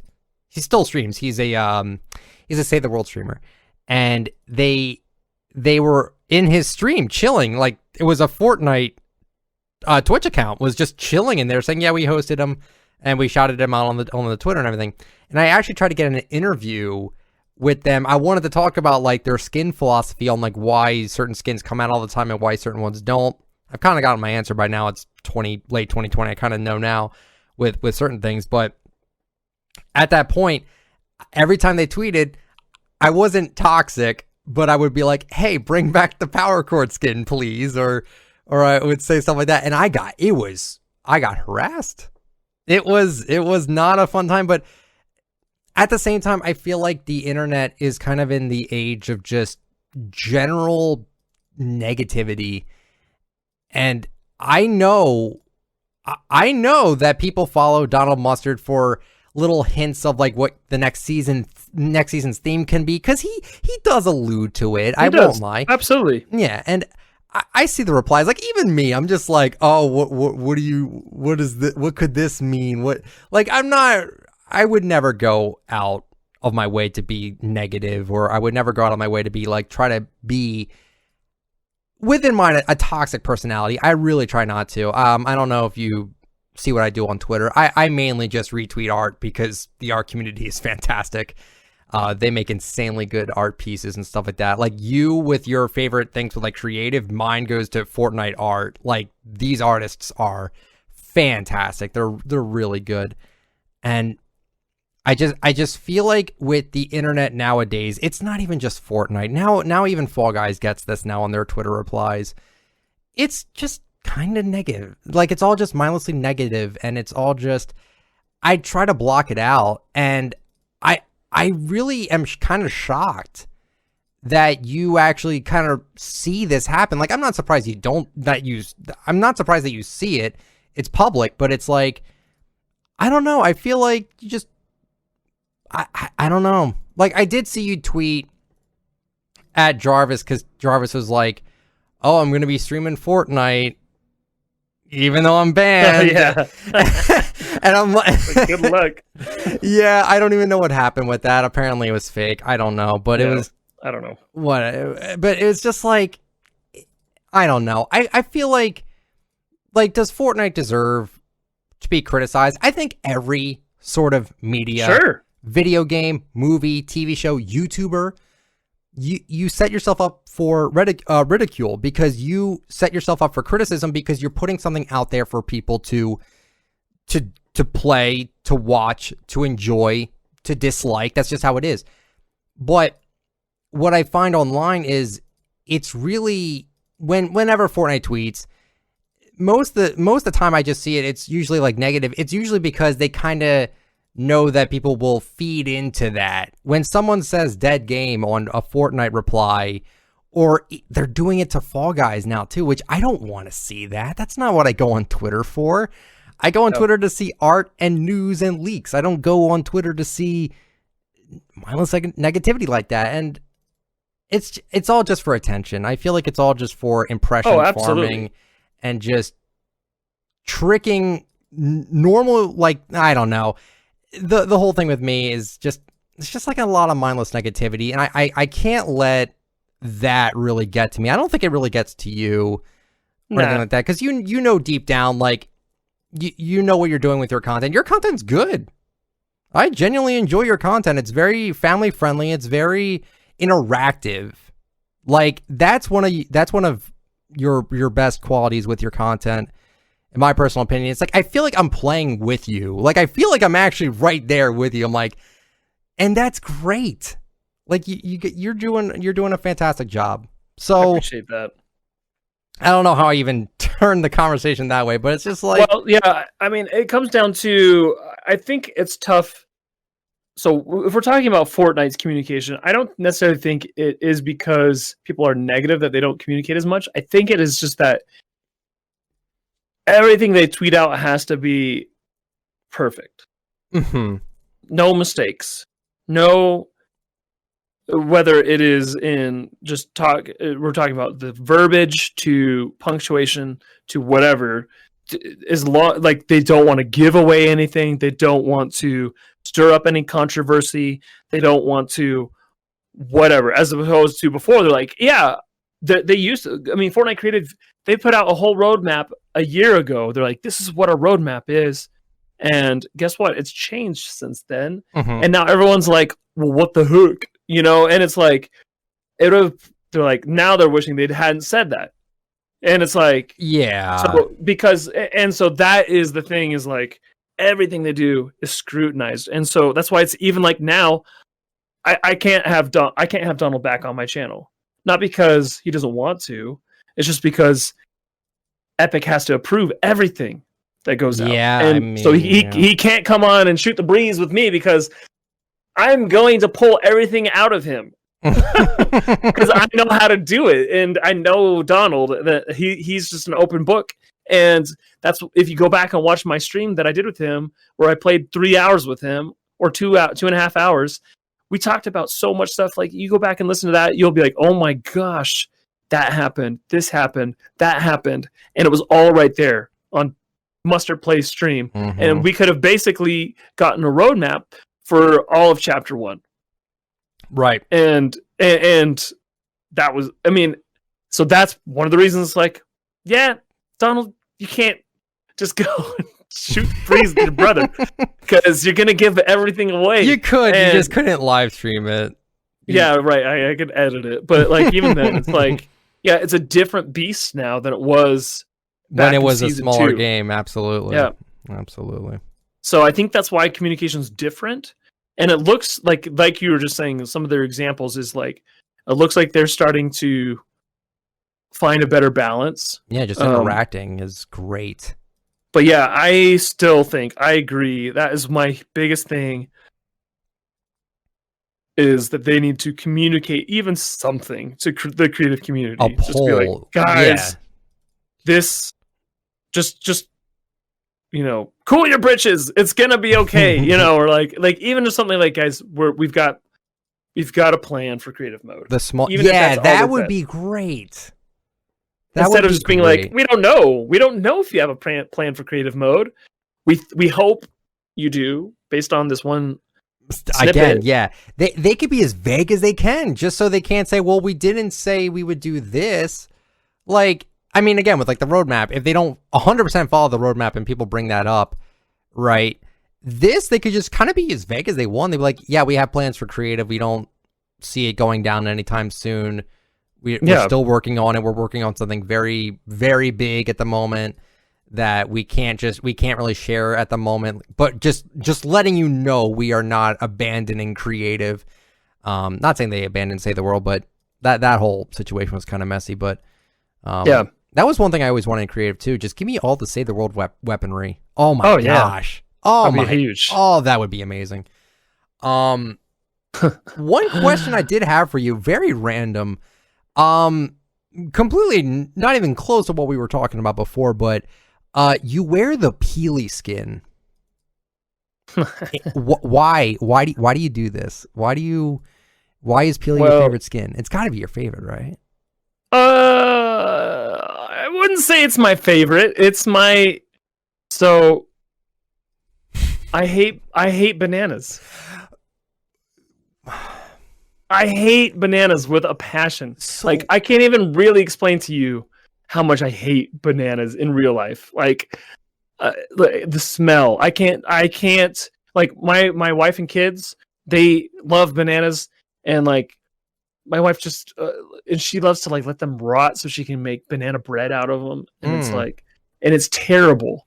I hate it, and like, I don't want it in my smoothie. If there's a banana even like close to anything in like a fruit salad, it's completely ruined the entire fruit salad. It is like the worst flavor. I don't want banana runts. I don't want banana Starburst. I don't want banana anything. Like, so why do you wear it as a skin then?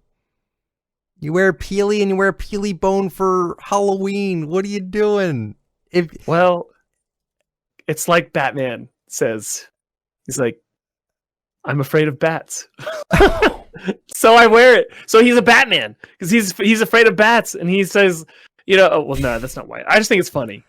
You just think it's funny. I think it's funny that I hate bananas so much, and I wear banana. Like, I also love the Peely skin that it has so many variations from. Yeah, you know, you have normal Peely, you have the black suit, the white suit Peely, you have Bones Peely, and you've got the new one, the Unpeely. The Unpeely. There's so many like different things that you can use for different situations. Yeah. So I can still have variety, but also people know.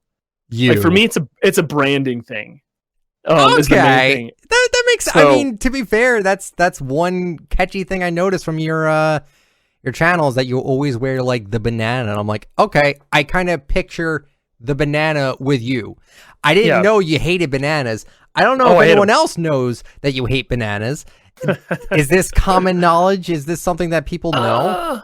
I think it is knowledge. I wouldn't say it's common. People that definitely back in my streaming days, when I streamed more, people knew.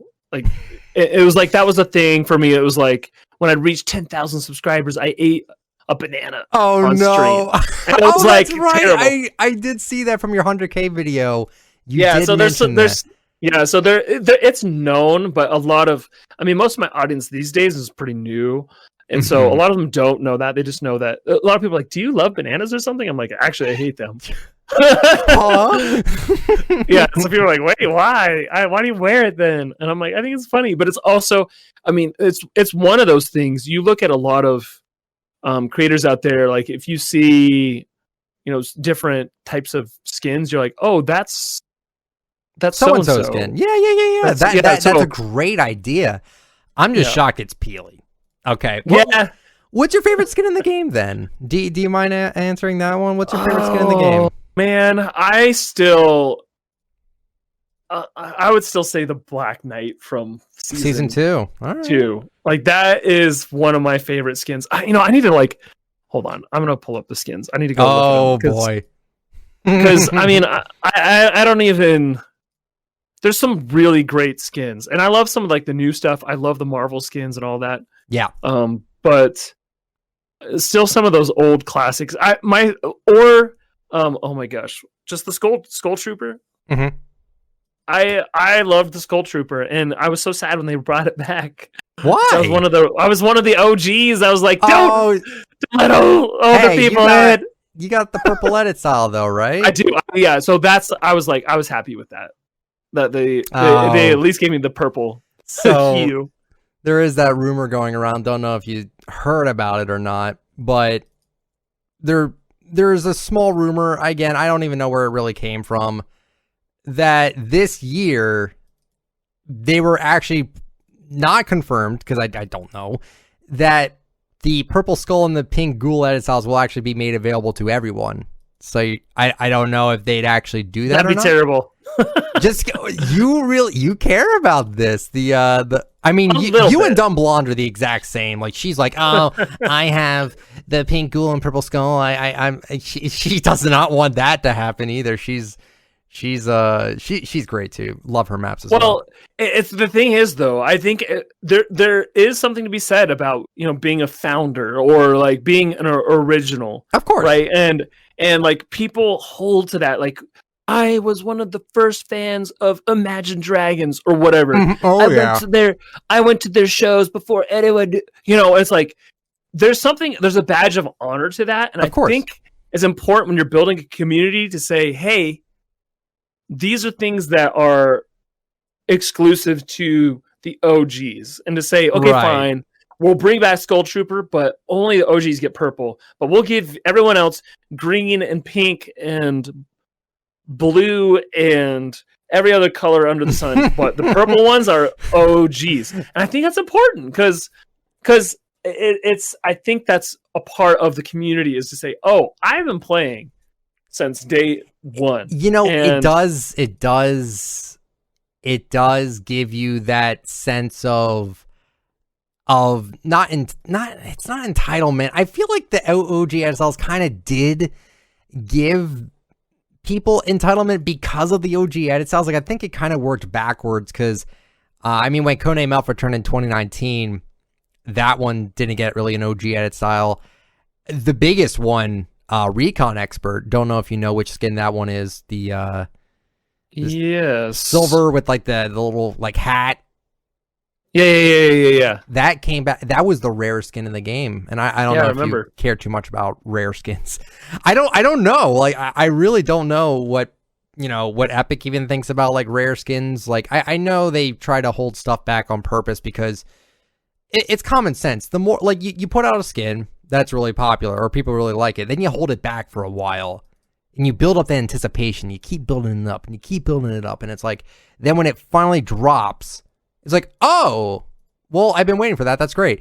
Just for example, we just got the basketball skins, Jump Shot and Triple Threat back. It's been almost a year. Since those were last out. Yeah. Crazy. Well, and I get why Epic says we want let's release Skull Trooper, because they're going to make a bucket load of money, because everybody's it's rare and I want it, and now it's not rare. But I still think there is something to you still got to throw bones to your community, and it's part of community building is not just your new community, but also retaining your old. retaining the old community, right? And this goes into so many other arguments and things that we've heard so much with Fortnite of why aren't you paying attention to people like Ninja or people like the stuff you're doing is takes off Tfue or whatever, and now they're gone. You've lost it. Fortnite's dying, and it's like you're only paying attention to noobs, and it's like, well, there is a balance, and it's like the only way a game's ever going to grow and continue to grow is if they pay attention to new players. But still being able to retain older, like OGs, is like a tough balance. And I think little things like that, saying, okay, we're bringing Skull Trooper back, but there's a purple variant that only the OGs get. Or do you really think that they would actually bring that back? Do you think they'd actually I don't know. I don't know either. I really don't, but I'm not saying true, yeah, though. I mean, That's a really good point you bring up, though, because Season 1 is so much different. Chapter 1, Season 1, when Skull and Ghoul were out for 13 days. Yes, I know the exact amount of days. When they were out, right, for that time, Chapter 1, Season 1 is not the same as Season 6. It's not the same as Chapter 2, Season 1. And it's not the same as Chapter 2, Season 4. Those are the times when we had Fortnite Mares and Halloween and when those skins came back. To give those players that started playing in the very beginning those edit styles, and you see that really kind of tells you, like, man, they have literally been through it all. Like, they've been from the beginning. The game is nowhere even close to how it played back in Chapter 1, Season 1 at all. Like, I've seen that, like, Nick A30, bless his soul, he actually has an entire playlist of all of his live streams from when he was still streaming on YouTube. He has tons of Chapter 1, Season 1 footage, so I can go back and rewatch how it played and how it looked. It's not even close to what we have now. So yeah, it was very different. It's kind of commendable to, like, see someone that has that style. Now in the beginning, when they even had that, I was kind of like, well, it's not totally fair, because it's like, oh, come on, like, you're really gonna hold this back from us because we just didn't start playing at a certain time. I've gotten over it now. I mean, it's been 2 years since Purple Skull, and then it's been 1 year since Pink Ghoul. It's a hot topic for conversation for sure. It's something that I've talked about on the channel quite a bit, and yeah. But for real though, I'm really curious to know, what is actually your favorite skin in the game besides, like, you said Black Knight and you said Skull Trooper you really like, so I guess I already answered that question. Question I actually have with the cosmetics: do you own everything? Like, do you buy everything when it comes out, or no? Like, no, I don't.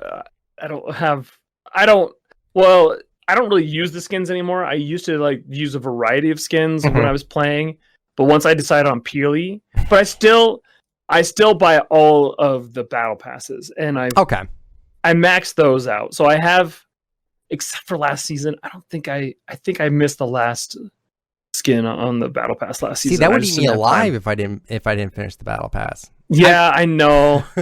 I've seen your videos and your level. You can see the level, and I'm like, you really only play creative. That's fine. That's totally fine. But it's just like, I wonder if he cares about finishing the battle pass, because that would eat me alive if I did.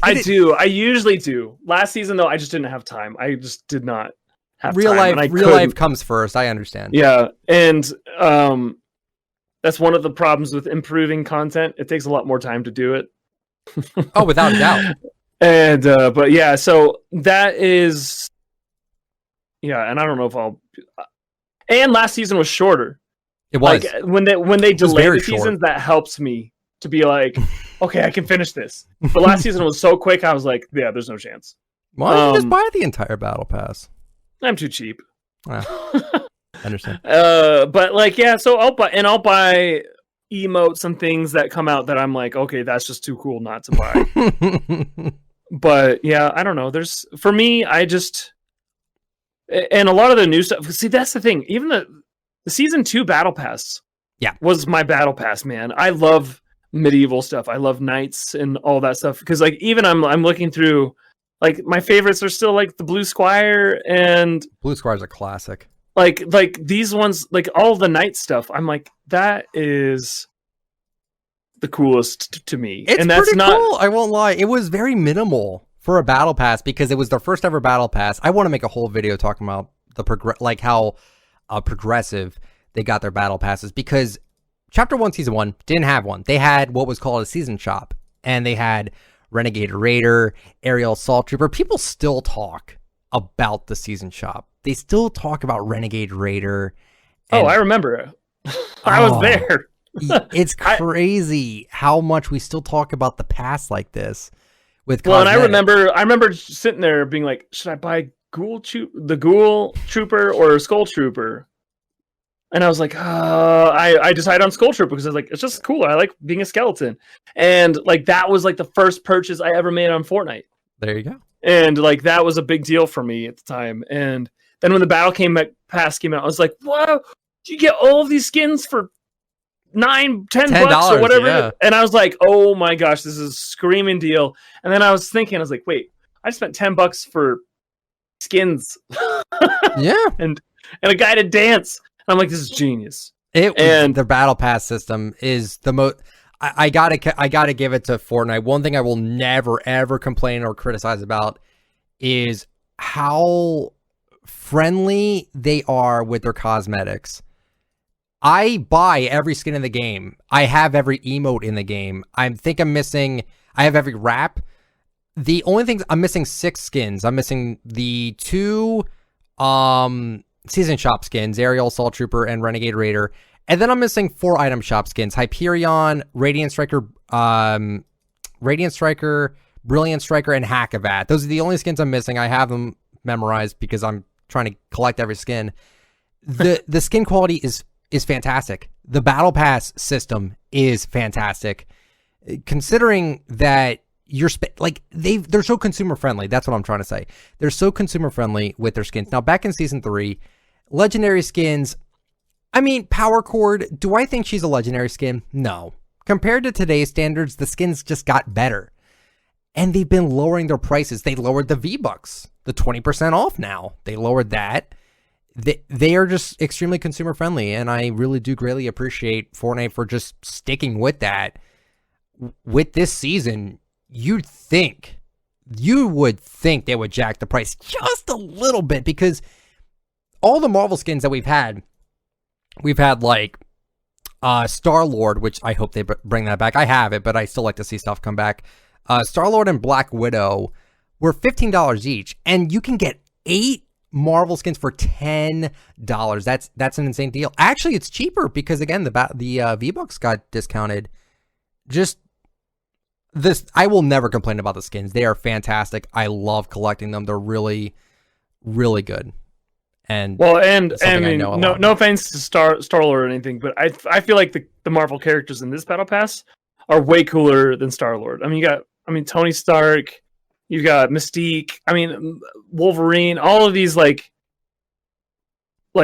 me, these are iconic characters of my childhood. That makes sense then. There you go. The Guardians of the Galaxy for me was something that was really cool that's come out in the last few years. Mm-hmm. But I grew up watching X-Men, the X-Men cartoon, or Spider-Man. Oh, that makes sense, yeah. So it's like, for me, I'm like, wow, this is such a huge value. So yeah, they have done wonders with showing how to make a game that can make a lot of money by being free and still being free to play, right? Yeah. And so, because even Call of Duty, you look at like a lot of these things, they're like, oh, we're going to have a battle royale, but it's still $60.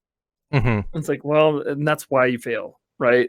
And you could make, I mean, Fortnite's making so much more money than any of these other games because they've just learned the system to not only keep people interested in the game, but also to make it fun and like interesting. And it's because it's not just skins. Mm-hmm. It's the emotes, and I can't forget about the emotes. Yeah, I mean, emotes is a whole. They basically incorporated meme culture into their game. Mm-hmm. which is like, I think is a huge part of their success, is that they have embraced the meme culture. Oh yeah.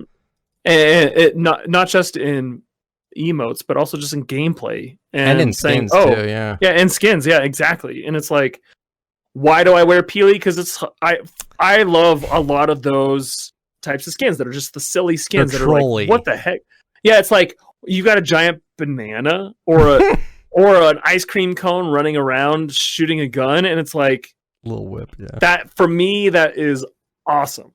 Like I'm like, that is what Fortnite is. It's not, you can have Iron Man fighting a banana. Yeah, in a 1v1 box match, and you're like, what am I watching here? This is awesome, you know? And it's like, did you ever get any of the superhero skins that we got recently? Like there was like 10 of them. I had to spend a lot of money for that. I was like, yeah, that's the problem. I was just like, I mean, I have a few. I don't even know what I have anymore. I'm just so curious to know from like, if I could, by the way, if I ever met the art team or a person from the art team from Fortnite, I just want to thank them. They are so talented. I have tons of art friends that I would love to see become employees with their concepts. Like, I don't know if you know, like Shark Tooths or Fantasy Full, who made Aura and Guild. Like, they are just some of the most talented artists out there. I can't even name them all. There's so many. I would love to just see them on the art team one day. They are fantastic people. Yeah, they do a great job. And I don't know. I mean, I know my brother has a lot to do with skins. Oh, okay. Like at least in the overseeing of skins that come out. Right. But yeah, I don't know though. I'm not sure who all the art team is. I need to ask Donald.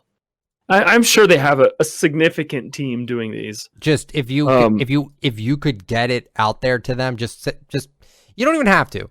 But I just want them to know their work is appreciated. It's so good. I will let them know if I ever get to talk to him. It's so good. I'll tell Donald next time I see him. I think I'm going to see him on Sunday, so I'll tell him then. I love customizing your character in video games. One of my favorite things to do is to make yourself feel unique when you're playing any video game. I'll use the Call of Duty thing again. There was some calling cards, like whenever you got in a limb on someone, it would, on their screen, it would show your calling card and your emblem. It's a way to personalize your character, because you can't really do too much of that in a first-person shooter. So what they have is like a calling card and an emblem. And there was this one calling card where you had to get like 300 kills with these dual handguns, but they also had like an ACOG sight on it. Like, think the scoped assault rifle in Fortnite. Now imagine those scopes, but on pistols that you can't even aim down because they're dual wielded, like the dual wield pistols that we have.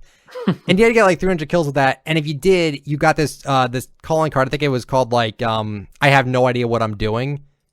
Like, it's like that reference to that one dog meme, like that's like dressed as like a scientist, and he's like, I don't know what I'm doing.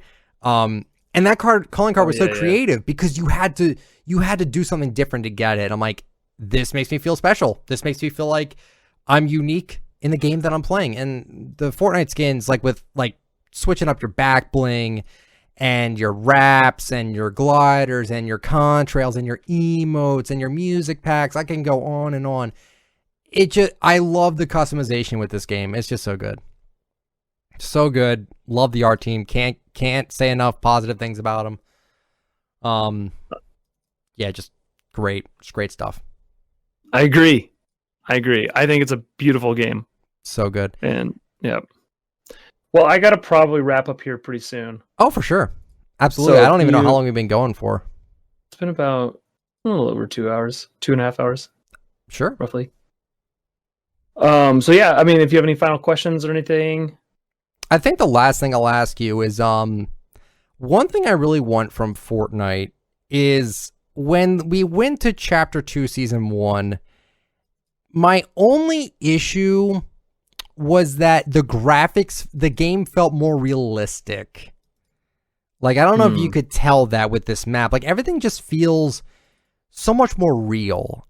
And one thing I would like Fortnite to do is to give us a filter where we can kind of go back to the cartooniness of the game. Because I feel like, maybe it's just me, but I feel like with Chapter 2, we kind of lost some of the zaniness and the silliness that Chapter 1 had. Not the map. I feel bad for the guy who made the Chapter 2 map, by the way, because so many people want the old map back. What I'm saying is that I kind of miss the cartooniness of the game a little bit in terms of like the graphic quality. And I think that would be kind of a cool for creative.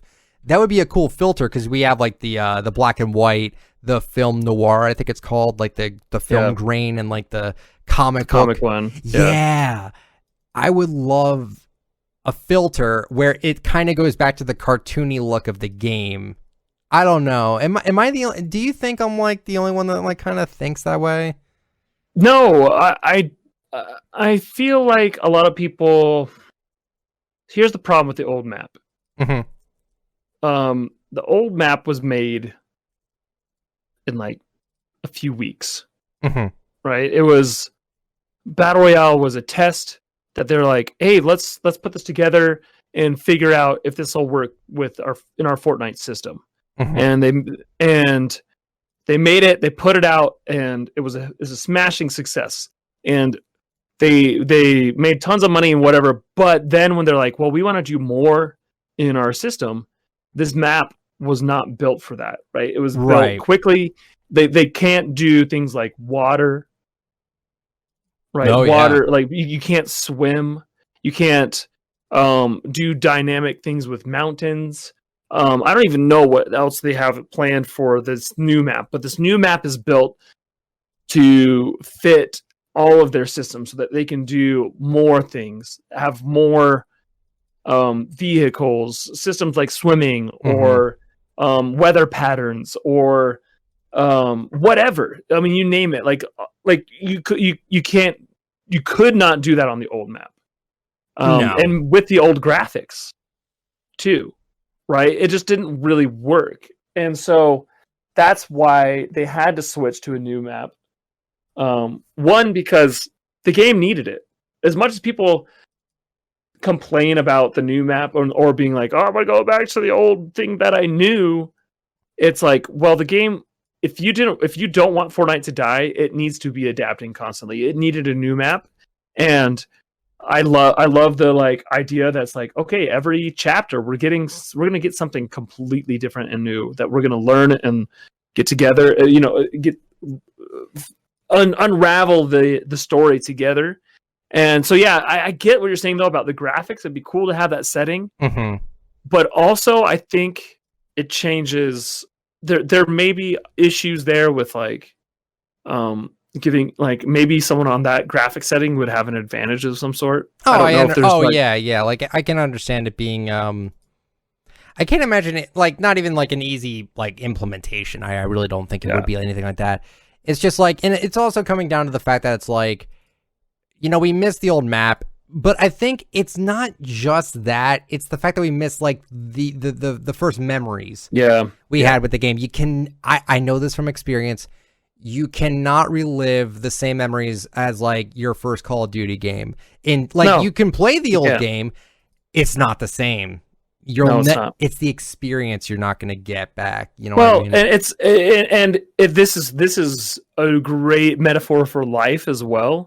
Is you can say, oh man, high school was awesome. I was so carefree or whatever, but it's like, was it? I remember people complaining all the time about the high school days, and my parents make me do this and that, whatever. It's like, but then as soon as you have responsibility, you're like, man, it was great not having. That's true. And it's like, man, Fortnite was so fun because guess what? No one could build. Exactly. That's why it was fun. I had so much fun because it was like, I went back and watched some of my first games. It was like, people are shooting me and I'm like, stop shooting me. I'm like, I could just build a wall.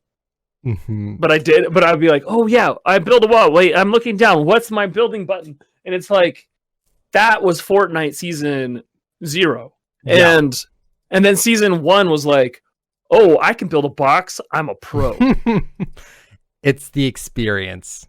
and I won 300 games because I could build a box. And then it was like, and then Myth was like, oh yeah, I can build a double ramp. Oh no. And people were like, whoa, you see that coming at you and you run. Absolutely. And it's like, you just run. And then it's like, okay, well, I can build, I can do a 90, right? And like, then it's like, that is when Fortnite changed, right? That was when it was like, okay, now we're talking about sweats and creative warriors and all of that, right? And you just can't go back. Like, Epic cannot say, all right, I'm gonna make everybody suck again. Right. Yeah. You right, just can't. and it's just it's impossible. The game's changed forever, and it's like you saying, I want to go back to high school.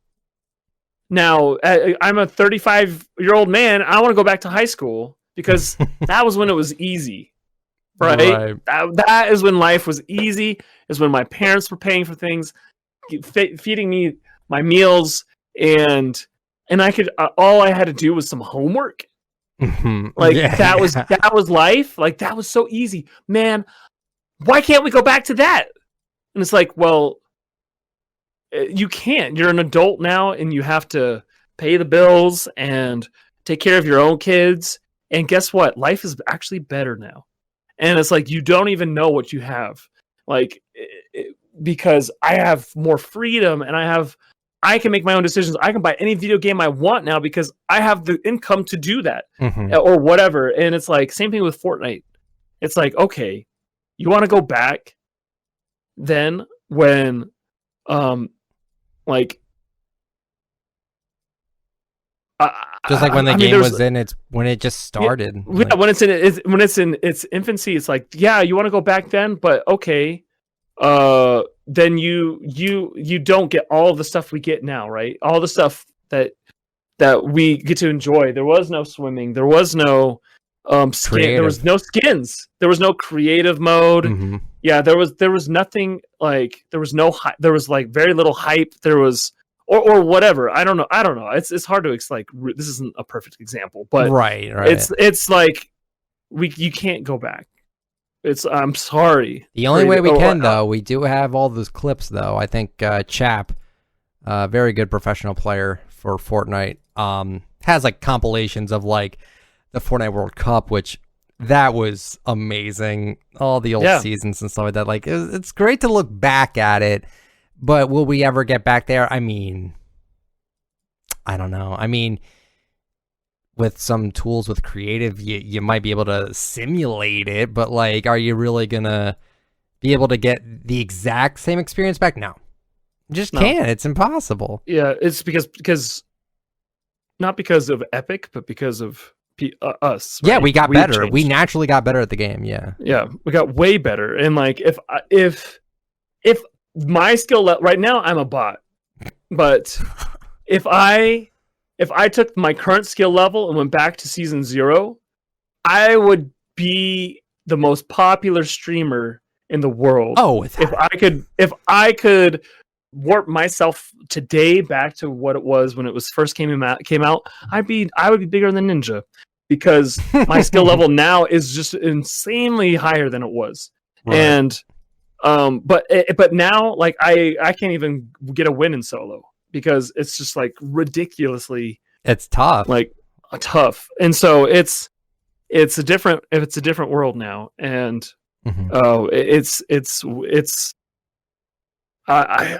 sad. It's fun to look back and say, man, that was great, but it's also be like, well, what do we like? There's so many good things now. Like we didn't get events back then. I remember when the comet was coming at the map, and it was like, what's gonna happen? And then you woke up the next day, and there was a crater in the map, and you're like, "Oh, okay, that's cool. It hit the map when I was asleep, when nobody saw it." But now, if there's a meteor coming, guess what? We're gonna see the meteor hit the map and Peely burn, in it, or whatever. It's like we get all of that, and or Galactus is going to come and do something, and I'm sure we're going to get to see what happens. I hope he turns into the Storm King. That's all. That's my hope. I'm crossing my fingers. That'd be sweet. On that. I'd love to see like a Storm boss, King. like a big boss battle or something, Mm-hmm. like LTM. I think that'd be sweet. I'd love that. Cross my fingers on that. But I'll let you go here. We've been going for quite a while, and I want to thank you so much for having this conversation with me. Someone on Twitter was just like, "Hey, would you do it? Would you do an interview or a conversation about creative?" And you said yes, and I'm like, "Yeah, would love to." So I'm very. I'm glad we got together. This has been fun, and we can do it again sometime in the future too. Absolutely, dude. Very, very. I enjoyed the conversations that we had. It was very fun. I will say this at the very end. If there's any, I wanted to ask this in the beginning, but it's okay. We can ask it here. If there's any specific series that you're doing on your channel that you would like people to check out, what would it be? I would say if you go to my channel, it's organized by playlists. The first playlist is my challenge series. I think that's the funnest one for me. Okay. Like those are like my best produced videos, I think, where we spin something and make Clash of Clans or something. Those are the best ones, I think. But then you can always go and watch just like the coolest maps, right? Those are fun ones too if you want to see the funnest maps that I've been playing. For sure. All right. Well, thank you so much again, MustardPlays, for the conversation, interview, whatever you want to call it. Thank you so much for that. I would love to do this again sometime. I would love to do it again sometime. Let's do it. All right. Well, thanks, man. You have a good night, all right? You too.